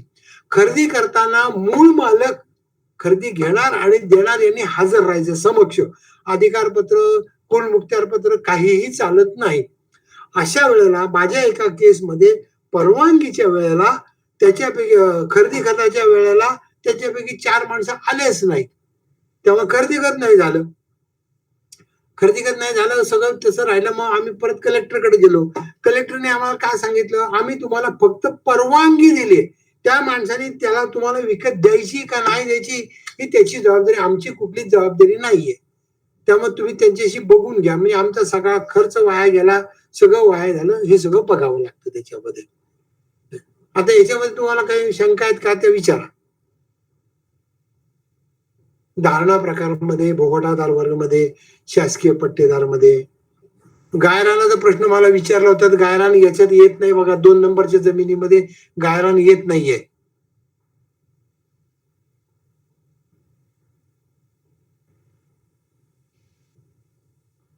ठीक आहे, पुढचं करा.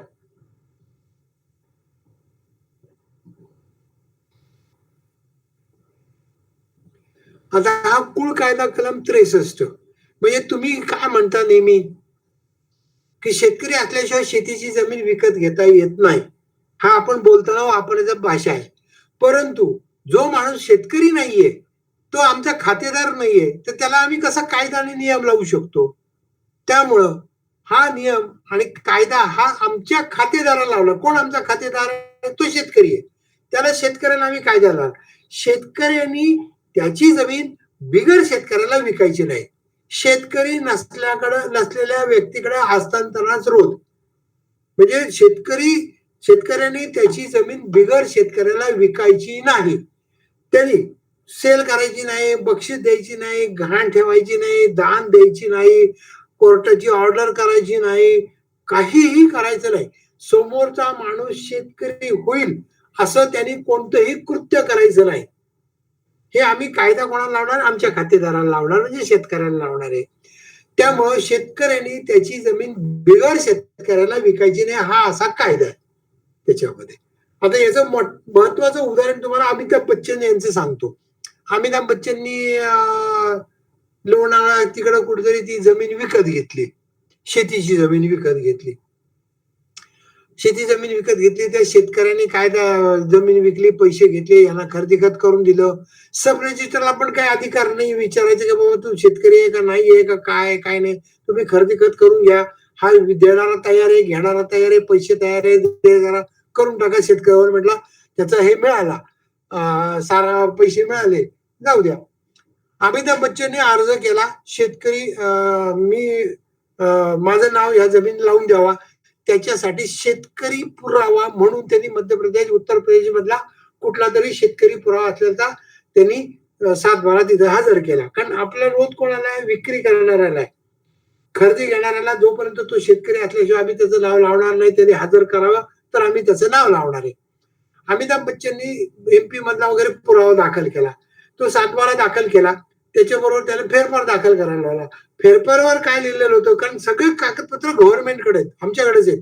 तेव्हा तुम्ही काय म्हणता ते आम्हाला सगळं अगोदर आमच्याकडे माहिती आहे. त्याच्यात लिहिलेलं होतं की अमिताभ बच्चननी 1 वर्षापूर्वी ही जमीन विकत घेतली. आता विकत घेताना ती जमीन विकत घेताना शेतकरी पुरावा दिलाय का? तो नाही दिलेला. पण तरी काही अशा त्यांच्या राजकीय वळणामुळं कशामुळं त्यांचं नाव लागून दिलेलं आहे. इथल्या तहसीलदारांनी ते मान्य केलं नाही. कारण तुम्ही शेतकरी कोण होतो? याने वंश परंपरागत, मी तुम्हाला सांगतो ते. तुम्ही वंश परंपरागत शेतकरी नाहीयेत. त्यामुळे तुमची ही जमीन, तुम्ही शेतकरी आहे त्यामुळे आम्ही तुमचं नाव लावू शकणार नाही याला. तेव्हा त्यांचा अर्ज रिफ्यूज केला. अर्ज रिफ्यूज केल्यानंतर याच्यामध्ये पुढचा कायदा आहे 84 क चा. की ती जमीन याच्यात अमिताभ बच्चननी काय सांगितलं की आता मला तुम्ही जमीन देत नाहीये, मी विकत घेतली, ही कोणत्या तरी गरीबाला दान करून द्या. तसंही करता येत नाही. ही जमीन शेतकऱ्यांनी कायदा मोडला, त्यांनी बिगर शेतकऱ्याला विकली जमीन. त्यामुळे त्यांनी कायदा मोडला, त्यामुळे त्याची जमीन गेली. अमिताभ बच्चननी त्याला पैसे दिलेले आहेत, ते पैसे त्याच्याकडून सरकारने वसूल करण्याची नोटीस त्याला दिली. म्हणजे शेतकऱ्याचे पैसे गेले, शेतकऱ्याची जमीन गेली, अमिताभ बच्चनचे पैसे गेले आणि ती जमीन सरकार जमा केली. त्यामुळे त्यांना काही करता येत नाही. शेतकरी म्हणजे काय, जो वंश परंपरागत शेतकरी आहे तोच. वंश परंपरागत कोण, वडील, पत्नी, मुलगा, मुलगी, हे शेतकरी. त्यांची सगळ्यांची मुलं हे सगळे शेतकरी. जरी वडिलांचं नाव आहे, मुलांचे नाव नाही, नातवंडांचे नाव नाही, पण वंश परंपरागत ते शेतकरी आहेत. आता त्याच्यामधली जी मुलगी आहे त्या मुलीने बिगर शेतकऱ्याशी लग्न केलं. ही इकडं माहेरची शेतकरी, वडिलांच्याकडून शेतकरी आहे, बिगर शेतकऱ्याशी लग्न केलं तरी तिचा नवरा शेतकरी होणार आहे. पत्नी शेतकरी म्हणजे पती शेतकरी, पती शेतकरी म्हणजे पत्नी शेतकरी. त्यामुळे वंश परंपरागत शेतकरी होणार. आता या शेतकऱ्याला पहिले वंश परंपरागत कोण आहे, पत्नी, मुलगा, हा दुसरा मुलगा आणि एक मुलगी. आता वडील वारले, त्यांची नावं लागली, आईचं नाव लागलं, मुलाचं नाव लागलं, दुसऱ्या मुलाचं नाव लागलं, मुलीचं नाव लागलं. दुसऱ्या मुलाने त्याची संपूर्ण जमीन विकून टाकली, त्याच्या हयातीमध्ये संपूर्ण जमीन विकून टाकली. त्याच्याकडे आता काही जमीन नाहीये. त्याच्या मुलाला, दोन नंबरच्या मुलाला जमीन विकत घ्यायची. तर तो विचारतो की मी शेतकरी, कारण माझा काका शेतकरी आहे, माझा आजोबा शेतकरी होता, माझा अमुक शेतकरी नाही. तुम्ही आज शेतकरी आहात का? आज, काल नाही, आज शेतकरी आहात का? तर तुम्हाला जमीन विकत घेता येणार, नाही तर विकत घेता येणार नाही. त्यामुळं अमिताभ बच्चनची जमीन गेली, पैसे गेले, त्या शेतकऱ्याचे पैसे गेले, शेतकऱ्याची जमीन गेली आणि ती जमीन सरकार जमा झाली त्याच्यामध्ये. तसंच आपल्याकडं यांची केस, मी तुम्हाला ती नंतर सांगतो, आपण अमिताभ बच्चनची बघू. त्यामुळे कोणत्याही प्रकारे तो शेतकरी होणार नाही याची काळजी तुम्ही घ्यायची. जो शेतकरी असेल त्यांनी घ्यायची, त्याची शेतकऱ्याची जमीन जाणार त्याच्यामध्ये. आता याच्यात विचारा तुम्हाला काय शंका असतील तर, कारण महत्वाचा कायदा हा. सर मला विचारायचं आहे, जर त्या शेतकऱ्याने अमिताभ बच्चनला गिफ्ट म्हणून दिली असती तर जाईल? नाही, याच्या आपण काय नाही, काय लिहिलंय, गिफ्ट नाही द्यायची, दान नाही करायचं, घाण नाही ठेवायची, बक्षीस नाही द्यायची, काही करायचं नाही. समोरचा माणूस शेतकरी होईल असं कुठलंही कृत्य करायचं नाही. अच्छा, इथे लिहिलेलं बघा ना, possession of the mortgage property वगैरे काय असेल ते, mortgage shall be valid person, असं का लिहिलेलं आहे. गिफ्ट नाही करायची, दान नाही करायचं. आता मी तुम्हाला एक उदाहरण सांगतो. गावामध्ये सावकार आहेत, त्या सावकाराने शेतकऱ्याला कर्ज दिलं, शेतकरी काही तो फेडू शकला नाही. सावकाराने कोर्टामध्ये दावा केला की माझं कर्ज मला मिळावं. कोर्टाने हुकूम काय केला, ह्याची जमीन विकून टाका, सावकाराचं कर्ज फेडून टाका. त्याचा लिलाव केला, लिलाव सावकारानेच घेतला. बरोबर, कोण म्हणला घे तुझे पैसे, घे तुझा लिलाव घे, सगळं कर, हुकूम दिला, सगळं केलं, कागदपत्र दिले. तो आला आमच्याकडे रेव्हेन्यू डिपार्टमेंटकडे. आम्ही म्हटलं आणलं का? तू आणलं, बरं झालं. तुझा शेतकरी पुरावा दे. तो मी शेतकरी नाहीये, माझा कोर्टाचा हुकूम आहे. आम्ही कोर्टाचा हुकूम सुद्धा मानणार नाही शेतकरी होण्यासाठी. तू शेतकरी आता दाखल दाखव, तर तुझं नाव लावू, नाही तर तुझं नाव लावणार नाही. कोर्टाच्या हुकमाने सुद्धा नाव लावता येत नाही, कुठल्याच प्रकारे तुम्ही नाव लावता येत नाही त्याच्यामध्ये. आता उलट उदाहरण सांगतो तुम्हाला एक मी. माझे एक क्लायंट, त्यांनी दौंड तालुक्यामध्ये त्यांना जमीन घ्यायची होत्या, काही डेअरी वगैरे अमुक तमुक असं मोठा प्रोजेक्ट करायचा होता. तर त्यांचे वडील शेतकरी होते कर्नाटकमध्ये, वडील हयात आहेत वडील पण. तर म्हणलं मग तुम्ही पुरावा काय देताल? तर म्हणजे माझे वडील शेतकरी आहेत, आमच्याकडे सगळे जमिनी आहेत, आमच्याकडे कागदपत्र आहे, काय नाही काय सगळे. म्हणलं ओके, सगळे कागदपत्र मागून घेतले कर्नाटक मधून. त्यावेळेला जुनी केस आहे, त्यावेळेला शेतकरी दाखला लागत नव्हता, आज शेतकरी दाखला लागतो. मग त्यांचे सगळे कागदपत्र 1930 सालापासूनचे उतारे, त्याच्यावरचे सर्व फेरफार हे सगळे आपण मागून घेतले. त्याच्याप्रमाणे आपण इथे सगळ्या जमिनी विकत घेतल्या. जमिनी विकत घेताना ते कागदपत्र पण जोडले आणि अर्जाला पण ते कागदपत्र जोडले की आमचे वडील शेतकरी आहेत. वडिलांनी पण ऍफिडेव्हिट, हा माझा मुलगा आहे, मुलांनी पण पुरावे दिले की मी यांचा मुलगा आहे, माझे सगळे डॉक्युमेंट सगळं आम्ही त्याच्याबरोबर सादर केलं. त्यांनी सगळं मान्य केलं आणि नावं लावायला गेले. परंतु त्यांनी विचारलं की हे जे तुम्ही डॉक्युमेंट आणले कर्नाटक मधून, हे सगळे कानडी भाषेमध्ये आहेत. आम्हाला कानडी भाषा येत नाही. आम्ही महाराष्ट्रात जातो, आम्हाला मराठी भाषा येते. मग काय करायचं? ते म्हणले आता याचं मराठीत भाषांतर करून आणा. मग आम्ही कानडी शिक्षक गाठले, त्यांच्याकडून मराठी भाषांतर करून घेतलं, त्यांच्याकडून ऍफिडेव्हिट करून घेतले की मी माझ्या समजुतीप्रमाणे हे सगळं योग्य आहे आणि भाषांतर योग्य आहे, सगळं ते करून त्याला सबमिट केलं. त्यांनी ते सगळं बघितलं आणि आमचं नाव लावलं, म्हणजे मुलाचं नाव लावलं. मुलाने सगळ्या जमिनी वगैरे केल्या, तिथं काय काय प्रोजेक्ट चालू केले. वडील पण इकडे आले. वडील इकडं येताना त्यांनी तिकडच्या कर्नाटक मधल्या सगळ्या जमिनी त्यांच्या नावाच्या विकून टाकल्या आणि ते इकडे आले. यांच्यावर काम करताना परत मला म्हणले की मला आता जमीन घ्यायची आहे. म्हणलं घ्या, तुम्हाला मुलाच्या नावावर काय पाहिजे तुम्ही जमीन घ्या, कारण मुलगा शेतकरी झालेला आहे. नाही म्हणे मला माझ्या नावावर घ्यायचे आहेत. म्हणलं तुम्हाला नाही घेता येणार, कारण तुम्ही शेतकरी नाहीयेत. का बरं? म्हणलं तुम्ही तुमच्या सगळ्या जमिनी विकून टाकलेल्या आहेत. नाही म्हणे माझा मुलगा शेतकरी आहे. म्हणलं नाही, वंश परंपराने असायला पाहिजे, उलट नाही जाणार ते. माझ्याशी त्यांनी वाद घेतला. म्हणलं आपण कलेक्टरकडे जाऊ, तहसीलदारांकडे जाऊ. आम्ही ते दौंडला गेलो, तहसीलदारांना जाऊन भेटलो. त्यांना सगळं केस समजून नाही. ते म्हणले बिलकुल नाही, आम्ही तुमची नोंदच मंजूर नाही करणार, कारण तुम्ही शेतकरीच नाहीयेत म्हणे. तुम्ही जमिनी आज विकत घ्यायला पाहिजे होत्या आणि उद्या तुमच्या जमिनी विकायला पाहिजे होत्या. आज विकल्या आणि उद्या जमीन घेतो हे पण नाही चालणार म्हणजे. त्यामुळे फक्त वंश परंपरागतच शेतकरी असायला पाहिजे. काय अजून काही प्रश्न? नाही सर. हा ठीक आहे, पुढचं दाखव प्रणव.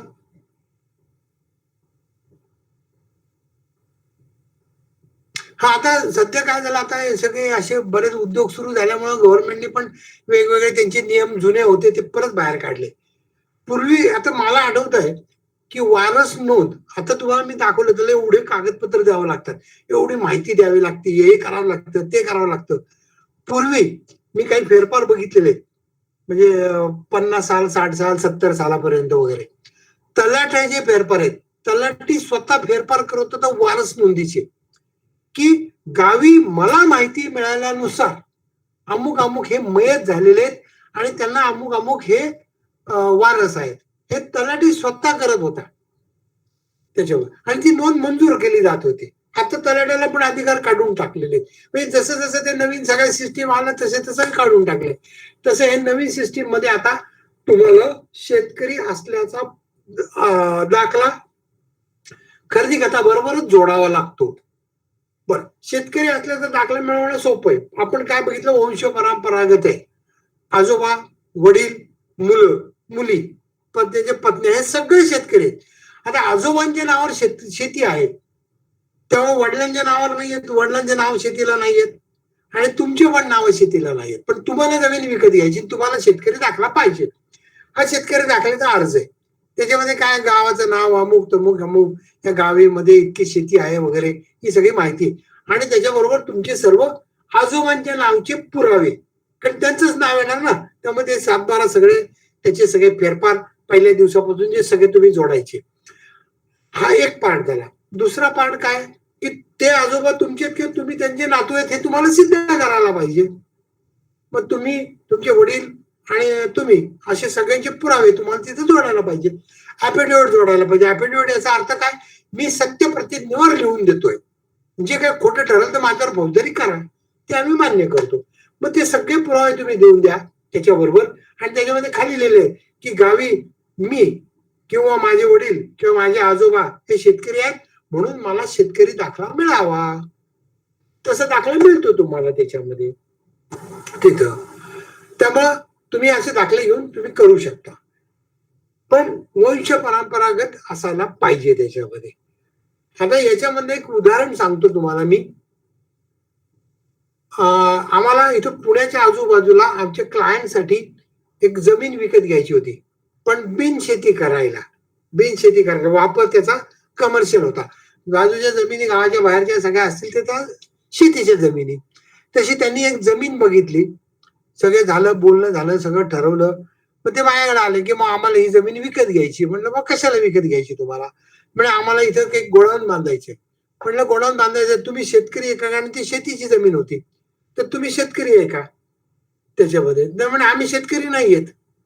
मग म्हटलं तुम्ही परवानगी काढून घ्या, कारण तुम्हाला कमर्शियल यूज करायचं म्हणजे बिनशेती करायची आहे. तर तुम्ही परवानगी काढून ती जमीन विकत घ्या. आणि त्याला साधारण एक 6 महिने, वर्षभर लागतं परवानगी काढायला. ते म्हणे, "नाही भाऊ, तो विकणारा म्हणतो, की नेहमीप्रमाणेच विकणारा तुम्हाला अनुभव असणारच आहे, की मला आत्ताच्या आत्ता गिऱ्हाईक आहे, मला आत्ताच्या आत्ता पैसे पाहिजेत, अमुक-अमुक वगैरे, वगैरे." मग त्यांनी ते ठरवलं, की बुवा हे करायचं. मग म्हटलं त्यांचे दोघं होते, नवरा-बायको होते. त्यांनी दोघांना विचारलं मी, "बाबा तुम्ही शेतकरी असल्याचं काही तुम्हाला तुम्हाला हे देऊ शकता का तुम्ही?" तर ते मॅडम म्हटले, की "मग माझ्या वडिलांकडं कोकणामध्ये शेतीच्या जमिनी आहेत. माझे वडील शेतकरी आहेत." म्हटलं, "मग ते वडील शेतकरी म्हणजे तुम्ही पण शेतकरी आहेत. मग तुम्ही तिकडून उतारे मागवा." मग त्यांनी उतारे मागवले. कोकणामध्ये अशी पद्धत आहे, की 5 गुंठे, 7 गुंठे, 8 गुंठे, 10 गुंठे असे जमिनी आहेत. कारण तुकडे आहेत तिथं. खाचरं म्हणतात त्याला. आणि त्याचे स्वतंत्र सातबारा आहेत. तुकडे-तुकडे झाल्यामुळं. मग त्याच्यापैकी एक 10 गुंठ्याचा खाचर म्हणजे शेती तुम्ही म्हटलं विकत घेऊन टाका. त्यांच्याकडून, वडिलांकडून. म्हणजे तुम्ही कायमस्वरूपी शेतकरी होता. कारण आता तुम्ही जमीन विकत घेणार आणि ती बिनशेती करणार. म्हणजे तुम्ही परत शेतकरी गेले. मग त्यांची जमीन आम्ही त्या वडिलांच्याकडून त्या बाईंच्या नावावर विकत घेतली. विकत घेताना ती मुलगी आहे असा तो दाखला आणि ते सगळं जोडल्यामुळे ते शेतकरी झाले. तो विक्रीचा व्यवहार करून घेतला. मग त्यांचं नाव इथं आलं. त्याचं नाव सातबारा लागलं. तो सातबारा इथे आणला. आता इथं आल्यावर म्हणले, की मला आमच्या एकट्याच्या नावावर नाही घ्यायची माझ्या मिस्टरांच्या नावावर पण घ्यायची आहे. म्हटलं हरकत नाही. तुम्ही शेतकरी म्हणजे तुमचे मिस्टर पण शेतकरी आहेत. मग पण तुमचे सगळे पुरावे त्याच्यावर जोडावे लागतील. हां, म्हटलं ठीक आहे. माझा एक आता नंतर मला असा अनुभव आला, की आपल्याला आपलं काम जो करणारा माणूस असतो, जो अधिकारी असतो, त्याच्याशी आपण संपर्क साधून सगळी माहिती विचारली, तर तो आपल्याला योग्य मार्गदर्शन करतो, इतर लोकांना विचारत बसल्याशिवाय. त्यामुळे मी यांचे सगळे कागदपत्र घेतले. यांचे काय कागदपत्र, ते बाई शेतकरी असल्याचे पुरावे. त्याच्यानंतर त्यांचे मिस्टर आहेत, त्याचे पुरावे. मग त्यांचं ते काय मॅरेज सर्टिफिकेट, अमुक-तमुक काय जे असतील ते सगळे पुरावे. असं सगळं घेतलं. आणि आमच्या त्या तहसीलदारांच्याकडे म्हणजे त्याच्या खाली एक असतात अधिकारी, त्यांच्याकडे दाखवलं. सर्कल इन्स्पेक्टरच्या लेव्हलचे. तर त्यांनी ते सगळं बघितलं. पण ते म्हणले, की माझ्या मनात परत अजून एक शंका आहे म्हणे. म्हटलं, "काय शंका आहे सांगा." तर आता यांचं वय साधारण 50-55च्या आजूबाजूला होतं. तर यांचं लग्न 25 वर्षापूर्वी, 30 वर्षापूर्वी झालेलं असेल. मग आज हे दोघं खरंच नवरा-बायको आहेत का? की हे प्रॉपर्टी करण्यासाठी तुम्ही एकत्र होतात? म्हटलं, "बरोबर आहे तुमची शंका." म्हणलं, "मग आता यार तुम्ही शंका काढली तर याला तुम्हीच उत्तर सांगायला पाहिजे. कारण जो माणूस शंका काढतो तोच उत्तर देऊ शकतो." ते म्हणले, "बरोबर आहे तुमचं." यांच्याकडून एक एकत्र ॲफिडेव्हिट करून आणा म्हणे. दोघांचं मिळून ॲफिडेव्हिट करायचं, की आमचं लग्न असं-असं झालं, जी काही असेल ती माहिती आणि खाली आजही आम्ही पती-पत्नी आहोत आणि एकत्र राहत आहोत. शेवटचं वाक्य. म्हणजे हे आम्ही ॲफिडेव्हिट करायचं म्हणजे आपण डिक्लेअर करायचं. आपण सत्याचं त्याच्यात खोटं लिहिलेलं असेल, तर ते सांगतातच, की आम्ही आमच्यावर फौजदारी करा. असं ॲफिडेव्हिट जोडा. मग ते सगळं ॲफिडेव्हिट जोडलं आणि ती जमीन सगळी खरेदी केली त्यांचे हे झालं. पण आता असं निघालं म्हणून सांगतो याच्यामध्ये, त्या जमीन खरेदी करण्याच्या अगोदर त्यांना मी सांगितलं होतं, की खरेदी करण्याच्या अगोदर तुम्ही या जमिनीची मोजणी करून घ्या. मोजणी करा, सरकारी मोजणी करा, नाहीतर खाजगी मोजणी तरी करून घ्या. नाही, नाही म्हणे आमचे ते खूप चांगल्या परिचयाचे आहेत, आमच्या संबंधातले आहेत, असं आहे, तसं आहे. म्हटलं मग असू द्यात, तरी सुद्धा तुम्ही त्याची मोजणी केल्याशिवाय आपल्याला वस्तू मोजल्याशिवाय आपण घ्यायची नाही. कारण इथे आजूबाजूचा व्यवहार 15-20 आरचा, 50 आरचा व्यवहार म्हणजे तो लाखात कोटीमध्ये होता. नाही, नाही म्हणे आमचे खूप असं आहे. म्हणलं आता तुमची मर्जी, तुम्ही असं म्हणताय तर. तर ते खरेदी काय झालं, सगळं झालं. तिसऱ्या दिवशी एक काहीतरी जागा बघायला गेलं तिथं. तर ह्यांची दाखवलेली जागा होती, त्याच्या निम्म्या जागेवर कंपाऊंड घालून ठेवलं होतं दुसऱ्या शेजारच्या माणसाने, की आमची जागा इथे यायचं नाही आतमध्ये. म्हणजे ते सगळं प्रकरण डिस्प्यूटमध्ये गेलं बघा, सगळं होईपर्यंत. न पूर्णपणे विचार करता, न सर्च अँड टायटल रिपोर्ट करता, न मोजणी करता असे व्यवहार करणं. मग ते बरेच दिवस चाललं होतं. मग एक दिवस मला फोन आला, की आम्हाला ती सरकारी मोजणीचा अर्ज करून दिलाय. तुमच्या कोणी तिथं ओळखीचे आहेत का? म्हटलं मग माझी तर काय फारशी ओळख नाही, पण त्यांची प्रोसिजर आहे त्याच्याप्रमाणे प्रोसिजर करा वगैरे. नाही म्हणे आम्ही त्या बापट साहेबांना फोन केला, म्हणजे आपल्या खासदार साहेबांना फोन केला. म्हणलं आता त्यांची परवानगी बघा काय ओळखी. असं कुठं काही काम होत नाही. पहिली एक चूक आपली असती, ती चूक आपल्याला नंतर निस्तरत बसावी लागते त्याच्यामध्ये. आला याच्यामध्ये आता तुमच्या काही अडचणी आहेत. शेतकरी असल्याचा दाखला. शेतकरी काय असतो, तुम्हाला इतर जमिनी कुठल्याही विकत घेता येत नाहीत, काहीच करता येत नाही. हा सर हा इंडिव्हिज्युअल नेम वरती झालं, म्हणजे माणसांच्या नॅचरल पर्सनच्या नावावरती घ्यायची असेल तर हे सगळे तर फार्मर सर्टिफिकेट लागणार त्याला. पण ज्या वेळेस ऍग्रिकल्चर लँड कुठल्या तरी कंपनीला घ्यायची असेल, प्रायव्हेट लिमिटेड असो किंवा मग, आणि समजा ऍग्रिकल्चर लँड घ्यायची असेल त्यांना, मग त्याला काय प्रोसिजर असणार? हा त्या प्रोसिजर मी सांगणारच आहे.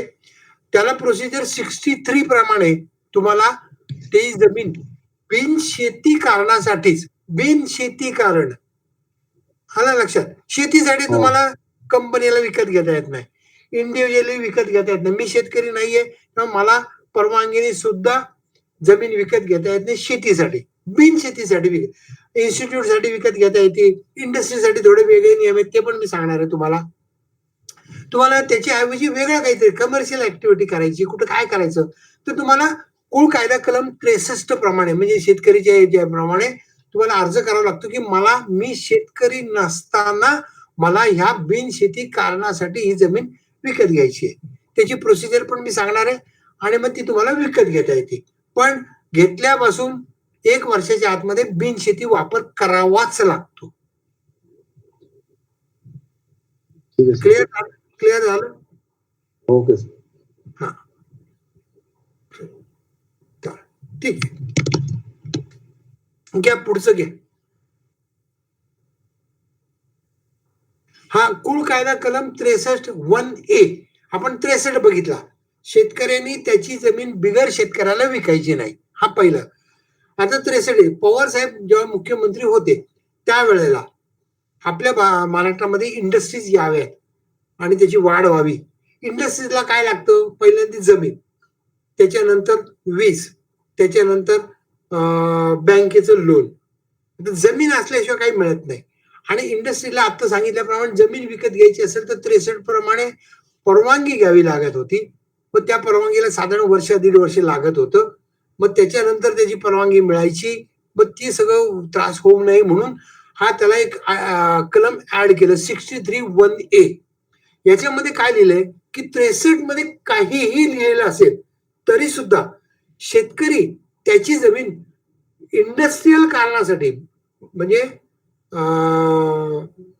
खऱ्या खुऱ्या औद्योगिक वापरासाठी कलेक्टरच्या पूर्व परवानगीशिवाय जमीन विकू शकतो. 63 मध्ये काय लिहिलंय की शेतकरी त्याची जमीन बिगर शेतकऱ्याला विकू शकत नाही. याला सवलत काय दिली, इंडस्ट्रीसाठी बोनाफाईड इंडस्ट्रियल यूज. शेतकरी त्याची जमीन बिगर परवानगीने बोनाफाईड इंडस्ट्रीजला विकू शकतो, ही परवानगी दिली. मग त्याला काही कंडिशन घातल्या. पहिली कंडिशन की किती जमीन विकायची. मग आता मी खूप श्रीमंत आहे, मी घेणार 100 एकर 200 एकर असं नाही काही. मग त्याला लिमिट दिलेली आहे की 10 हेक्टर पर्यंतच, फक्त 10 हेक्टर पर्यंत त्याची जमीन बिगर परवानगीशिवाय तो त्याला विकू शकतो.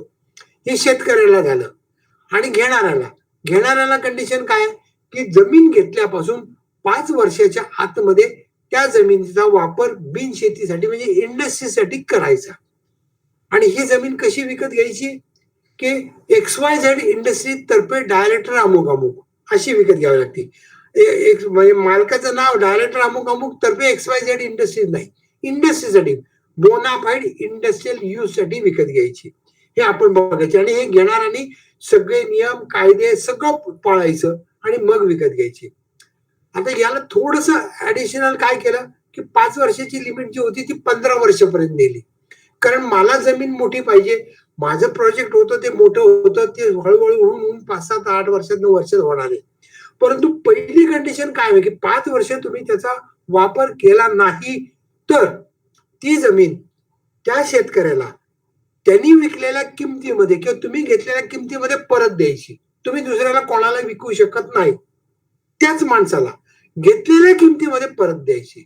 तुम्ही नियम मोडला आमचा त्याला परत देऊन टाका. आणि ही 15 वर्षाची लिमिट काय केली, की तुम्ही पहिल्या 5 वर्षात काहीतरी तुम्ही चालू करा आणि मग हळू-हळू एक्सपान्शन करत जा. आता याच्यामध्ये थोड्याशा नंतर अमेंडमेंट झाल्या, की स्पेशल टाउनशिप प्रोजेक्ट आले नंतर. स्पेशल टाउनशिप प्रोजेक्ट म्हणजे मला एखादी टाउनशिप उभं करायची. त्याला नियम दिलेला 40 हेक्टरचा कमीत कमी जमीन. याच्यामध्ये काय म्हणतात आहेत, की याच्यामध्ये 10 हेक्टर पर्यंत तुम्ही घ्यायची. मग तिथं कसं झालं, स्पेशल टाउनशिपला घेता येणार नाहीये. मग मग काय होणार आहे, मला समजा एखाद्या हॉटेलला विकत घ्यायची आहे. हॉटेल पण इंडस्ट्रीजमध्ये आलेले.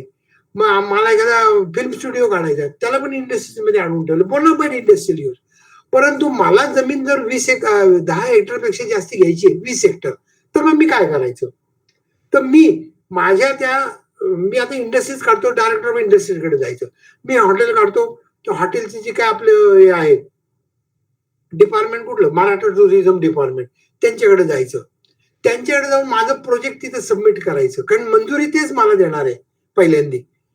त्यांच्याकडे जायचं, ते प्रोजेक्ट सबमिट करायचे. माझी रिक्वायरमेंट जमिनीची एवढी-एवढी आहे त्यांना सांगायचं. ते सगळं अभ्यास करणार, तुमचं प्रोजेक्ट मंजूर करणार आणि मग तुम्हाला परवानगी देणार. आणि मग तुम्हाला लेखी परवानगी देणार, की तुम्ही 20 हेक्टर जमीन विकत घ्या. मग 20 हेक्टर जमीन विकत घ्या. टाउनशिपसाठी सुद्धा तसेच नगररचना विभागाकडे जायचं, तुमचं प्रोजेक्ट मंजूर करायचं आणि तुम्हाला पाहिजे तेवढी 40 हेक्टर जमीन विकत घ्यायची त्याच्यामध्ये. हे असे अमेंडमेंट केलेले आहेत. आता बोनाफाईड इंडस्ट्रियल यूज आणखीन वरती करा. बोनाफाईड इंडस्ट्रियल यूज म्हणजे काय? तर त्याच्यामध्ये सगळं आलंय related to industries, anything related to industries. आता मी मोठी इंडस्ट्रीज काढतोय, माझ्या इथे काम करतात, मग त्यांना मला राहायला घरं बांधायची, त्यालाही परवानगी आहे. त्यांच्यासाठी मला हॉटेल बांधायचे, त्यालाही परवानगी आहे. त्याच्यासाठी मला काय दवाखाना बांधायचा, त्यालाही परवानगी आहे. तुम्ही इंडस्ट्रीजसाठी काहीही करा, त्याची आम्ही तुम्हाला परवानगी देणार त्याच्यामध्ये. आम्ही काही नाही म्हणणार नाहीये. आता माझ्याकडे जमीन आहे, एक 10 एकर 20 एकर काय जे असेल ती इंडस्ट्रियल एरियाच्या आजूबाजूला आहे, का तिथे भविष्यात इंडस्ट्रियल एरिया होणार आहे. पण मला तिथे इंडस्ट्री नाही करायची, मला तिथं छोट्या छोट्या इंडस्ट्रीला जागा द्यायची. मग मी त्याचा एक प्रोजेक्ट तयार केला, त्याचे तुकडे पाडले, प्लॉट्स केले आणि त्याची मंजुरी करून घेतली. 10 गुंठ्याचे प्लॉट केले आणि छोट्या छोट्या युनिटला विकले मी. तरी परवानगी आमची, तुमचं काहीच म्हणणं नाही. तुम्ही घ्या आमच्याकडे परवानगी मागा आणि तुम्ही करा. किंवा मला ग्रामोद्योग करायचा तिथं, त्यालाही परवानगी आहे. कुटीरोद्योग करायचा आहे, त्यालाही परवानगी आहे. परंतु त्याला काही एक विशिष्ट नियम आहेत, किंवा तुम्ही इंडस्ट्रीसाठी जमीन विकत घेताना 2 गुंठे 4 गुंठे विकत घेऊन नाही चालत. मग त्याला टाउन प्लॅनिंगचे नियम आहेत, त्यांच्या नियमाप्रमाणे कमीत कमी जमीन विकत घ्यावी. माझ्या माहितीप्रमाणे साधारण इंडस्ट्रीसाठी 1 हेक्टरची लिमिट आहे. मिनिमम 1 हेक्टर असेल तर ते तुम्हाला परवानगी देऊ शकतात त्याच्यावर. प्रणव, पुढचं करणं.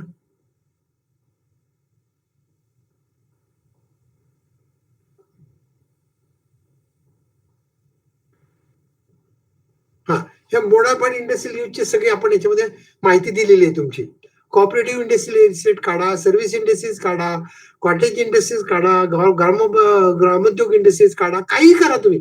Related to industries anything you can do त्याच्यामध्ये. पण त्याच्यासाठी तुम्हाला जमीन विकत घेता येते, त्याच्यासाठी वेळ जात नाही तुमचा, ताबडतोब तुम्ही विकत घेऊ शकता आणि मग पुढची प्रोसिजर करू शकता त्याच्यामध्ये. करणं वरती आणखी.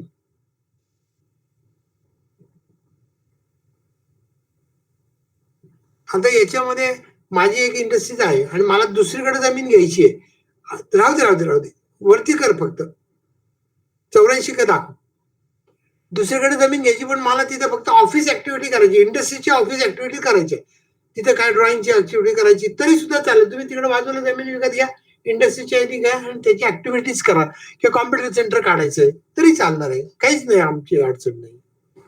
84 कसा लाव, पुढची दाखव स्लाइड. कुळ कायदा कलम 84 क. जसं आपण मी म्हणलं की तुम्ही सरकारी आपण कुठलाही कायदा मोडला, या रेव्हेन्यू मधला कोणताही कायदा मोडला किंवा कायद्याचा भंग केला तर काय करायचं, हा एक मोठा प्रश्न असतो. त्यामुळे तिथे काही कुठल्या गोष्टीला प्रत्येकाला अधिकार दिलेले नाहीयेत की यांनी असं करा, त्यांनी तसं करा, त्यांनी तसं करा. तर त्याला एक कायदा दिलेला आहे की त्याला 84 क लावायचा. 84 कुळ कायदा कलम 84 क जमिनीचे काही नियम मोडले, बांधकामाचे काही नियम मोडले, तुमचे वापराचे काही नियम मोडले, तर काय करायचं? तर त्याला 84 क लावायचा. कुळ कायदा कलम 84 क आणि त्याप्रमाणे त्याची चौकशी करायची. आता अमिताभ बच्चनच्या केसमध्ये त्यांनी जरी सांगितलं, की तुमचं नाव नाही लावणार आम्ही, तरी त्याला तहसीलदारांना त्याचे अधिकार तसे नाहीयेत. त्याची त्यांना 84 क लावायला लागला आणि 84 क प्रमाणे ती नोंद रद्द केली गेली आणि 84 क प्रमाणे त्या नोंदी रद्द करून परत त्या मूळ मालकाचं नाव लावलं होतं आणि त्याच्यामध्ये असं दिलेलं की 84 क कलम लागलं आणि अमिताभ बच्चननी परत जर त्यांचा पुरावा दाखल करू शकले असते, तर त्यांना ती सवलत मिळाली असती. तेव्हा 84 क ची केस तयार होती. दोन्ही पार्टीला नोटीस जातात. त्या नोटिसीमध्ये दोन्ही पार्टीला त्यांचं म्हणणं मांडता येतं, कागदपत्र हजर करता येतात, पुरावे हजर करता येतात, सगळं करता येतं आणि मग त्याच्यावर निर्णय दिला जातो. त्या पार्टीचं म्हणणं मान्य केलं तर ती नोंद मंजूर केली जाते. नाहीतर ती जमीन, ती प्रॉपर्टी ही सरकार जमा केली जाते. तेवढा एकच त्याच्यामध्ये पर्याय आहे. नोंद रद्द होऊन ती प्रॉपर्टी सरकार जमा करणे एवढं एकच त्याच्यामध्ये दिले. मग कोणत्याही प्रकारची रेव्हेन्यू मधली कोणत्याही प्रकारची तुम्ही काय म्हणतात त्याला नियम मोडला असेल तर ते तुम्हाला ते मोडाल. प्रणव 84 कसं दाखव.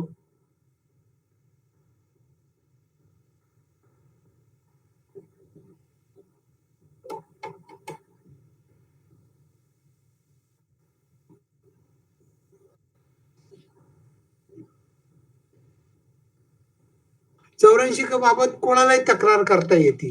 तुम्हाला माहिती पडलं, तुम्ही शेजारच्याला माहिती पडलं, त्यांनी तक्रार केली, तलाट्याला माहिती झालं, त्यांनी तक्रार केली, कोणाला त्यांनी तक्रार केली तर त्याची चौकशी केली जाते त्याच्यामध्ये. आणि त्याच्यामध्ये land shall be deemed to vest in the state government. Deemed म्हणजे त्याला दुसरा पर्याय कुठला नाहीये. आणि द अमाऊंट जी घेतलेली आहे, जे पैसे घेतलेले ते शेतकऱ्यांनी, ते पैसे त्याला गव्हर्नमेंटला जमा करून द्यावे लागतात. पण त्यांनी नाही जमा केले तर मग काय? तर त्याची जर इतर जमिनी कुठल्या असतील तर त्या जमिनीवर त्याचा बोजा टाकला जातो. अमिताभ बच्चनच्या केसमध्ये ती जमीन त्यांनी 1 लाख रुपयाला त्यांना विकली होती, असं गृहीत धरा. तर ते 1 लाख रुपये त्यांनी नाही भरले, मग माझ्याकडनं मी खर्च केले, पण त्याची दुसरी जमीन कागदपत्र आमच्याकडेच आहेत सगळे, त्याची माहिती आमच्याकडेच आहे. लगेच त्या दुसऱ्या जमिनीवर बोजा टाकून ठेवतात 1 लाख रुपयाचा, की हा 1 लाख रुपयाचा बोजा त्याच्या नावावर टाकून द्यायचा त्याला. याच्यामध्ये एक मोठी केस आहे बघा, एक 5-6 वर्षापूर्वीची केस आहे. कात्रजच्या पलीकडच्या नवीन बोगद्यामध्ये खूप पाऊस झाला होता आणि तिथून ती वरची एक बिल्डिंग पडली आणि ती बिल्डिंग वाहत आली. ते वाहत आल्यानंतर त्याच्यामध्ये एका कारमध्ये एक मुलगी आणि आई वगैरे वगैरे होती आणि ती मयत झाली. मग त्याच्यावरती केस तयार झाली. मग त्याची चौकशी झाली. मग ती बिल्डिंग कोणाची पडली वाहत आली. तर मग ते बघितले की ती बिल्डिंग पडली होती ती आपल्या इथं शिवगड रोडला एक राठोड म्हणून आहे, त्याचे मोठे प्रॉपर्टीचे मोठाले व्यवसाय आहेत किंवा होते म्हणाला तर त्यांची होती. आता मग ती केस तयार झाली. मग ती बिल्डिंग कुठे बांधली? ते अमक्या प्लॉटवर बांधली. मग त्याची परमिशन आहे का? नाहीये. मग त्यांना नोटीस दिली गव्हर्नमेंटने, रेव्हेन्यू डिपार्टमेंटने, की तुम्ही, पण ते रेव्हेन्यू डिपार्टमेंट फार हुशार आहे. ते काय असं लिहित नाही तुम्ही अशी बिल्डिंग बांधली, तुम्ही असं केलं तसं केलं वगैरे काही नाही. तुम्ही तुमच्या जमिनीवर बेकायदेशीर उत्खनन केलं. बिल्डिंग बांधली म्हणजे उत्खनन केलं ना पाया भरायला. आणि त्याचे नियम असे आहेत की माती मुरुम एवढ्यापर्यंत जे तुम्ही उत्खनन केलं तर त्याचे पैसे भरावे लागतात. गौण खनिज म्हणतात त्याला. दगड दगड वगैरे काही काढायचं असेल तर त्याचे पैसे वेगळे भरावे लागतात. त्याची वाहतूक करायची असेल ते जरी तिथं टाकलं तुम्ही तरी तुम्हाला त्याचे बेसिक पैसे भरावे लागतात. वाहतूक करायची असेल तर त्याचे पैसे भरावे लागतात आणि अगोदर परमिशन घ्यावी लागते. पण तुम्ही आमचे बेकायदेशीर त्या तुम्ही जमिनीमध्ये उत्खनन केलं, त्याच्यामध्ये एवढे हे केली आणि त्याची पैसे भरले नाहीत म्हणून त्याचे पैसे अधिक दंड असं मिळून त्याच्यावर 54 लाख रुपयाचा दंड ठोकवला, रक्कमेचा बोजा टाकला. मग बोजा टाकायचा म्हणजे त्यांना नोटीस दिली आणि त्या जमिनीवर बोजा टाकून ठेवला की 54 लाख रुपयाचा. आता त्या जमिनीवरचा बोजा सरकारला पैसे पाहिजेत बोजा टाकून काही तसा उपयोग नाहीये. पण ते पार्टीने पैसे नाही भरले, तर मग सरकारने त्या जमिनीचा लिलाव पुकारला. लिलावामध्ये कोणीच आलं नाही. कारण ती जमीन काय म्हणतात ते झोनमध्ये नव्हतं. बांधकामाची परमिशन मिळणार नव्हती किंवा काहीच नव्हतं. डोंगर उताराची जमीन होती. तिथे बेकायदेशीर होतं. त्यामुळे कोणीच आलं नाही जमिनीवर. मग जमिनीवर लिलावाला कोणी आलं नाही म्हटल्यानंतर मग सरकारनी तलाठ्याला त्या लिलावामध्ये उभं केलं आणि ₹1 तो लिलाव विकत घेतला. म्हणजे ती जमीन ₹1 विकत घेतली. तो कायदा आहे त्याच्यामध्ये करता येतं. ती ₹1 विकत घेतली, पण ₹54,00,000 तर बोजा तसाच राहिलेला आहे त्याच्यावरती. मग त्यांची सगळी माहिती काढली, की तालुक्यामध्ये, जिल्ह्यामध्ये त्यांच्या नावावर काय जमिनी आहेत, त्यांनी काय व्यवहार केले. कारण 1930 सालापासूनचे व्यवहार आमच्याकडेच आहेत, रेकॉर्ड आमच्याकडेच आहे. सगळ्या तलाट्यांना त्यांनी हुकूम दिले, की यांचे रेकॉर्ड काढा. मग तलाट्यांनी त्यांचं रेकॉर्ड काढलं. मग त्याच्यात लक्षात आलं, की त्यांच्याकडे एवढ्या-एवढ्या जमिनी आहेत, एवढ्या जमिनी घेतल्यात, या विकल्यात, या अमुक झालं, याला विकल्यात, त्याला विकल्या. मग त्याच्यामध्ये बघितलं, की agriculture land and selling holding act याचा भंग केलाय. त्याच्यामध्ये लिमिट आहे जमिनी किती तुम्ही धारण करायच्या त्या. त्याचा भंग केला. मग तो भंग केला, मग त्या जमिनीवर त्याचं कायद्याप्रमाणे टाकलं आणि त्या जमिनी जप्त केल्या. आता एक जमीन होती त्याच्यामध्ये त्यांनी तुकडे करून 1-1 एकर, 2-2 एकर वेगवेगळ्या लोकांना विकले. पण विकण्याच्या अगोदर त्यांनी जमिनी घेतल्या त्यावेळेला तो भंग केला म्हणजे त्या तारखेला झालं त्यामुळं त्यांच्या नावाने ते लावलं आणि त्यांनी ज्यांना विकल्या त्यांच्या पण जमिनी गेल्या आणि त्यांचे पैसे राठोडाने घेतले म्हणजे तेवढा बोजापर्यंत त्या जमिनीवर टाकून ठेवलेला आहे. मग त्या सगळ्या पैशाचा विक्रीचा याचा त्याचा सगळा बोजा त्यांच्यावर टाकून ठेवला. सगळ्या जमिनी जप्त झाल्या. ज्यांनी विकल्यात त्यांना काही जमिनी नाही, काही नाही, काही नाही त्याच्यामध्ये. त्यामुळे हा जो कायदा आहे सगळ्या जमीन सरकार जमा होणार आणि राहणार त्याच्यामध्ये. बरं. आणखी आता काय शंका आहेत का कोणाला सांगा विचारा.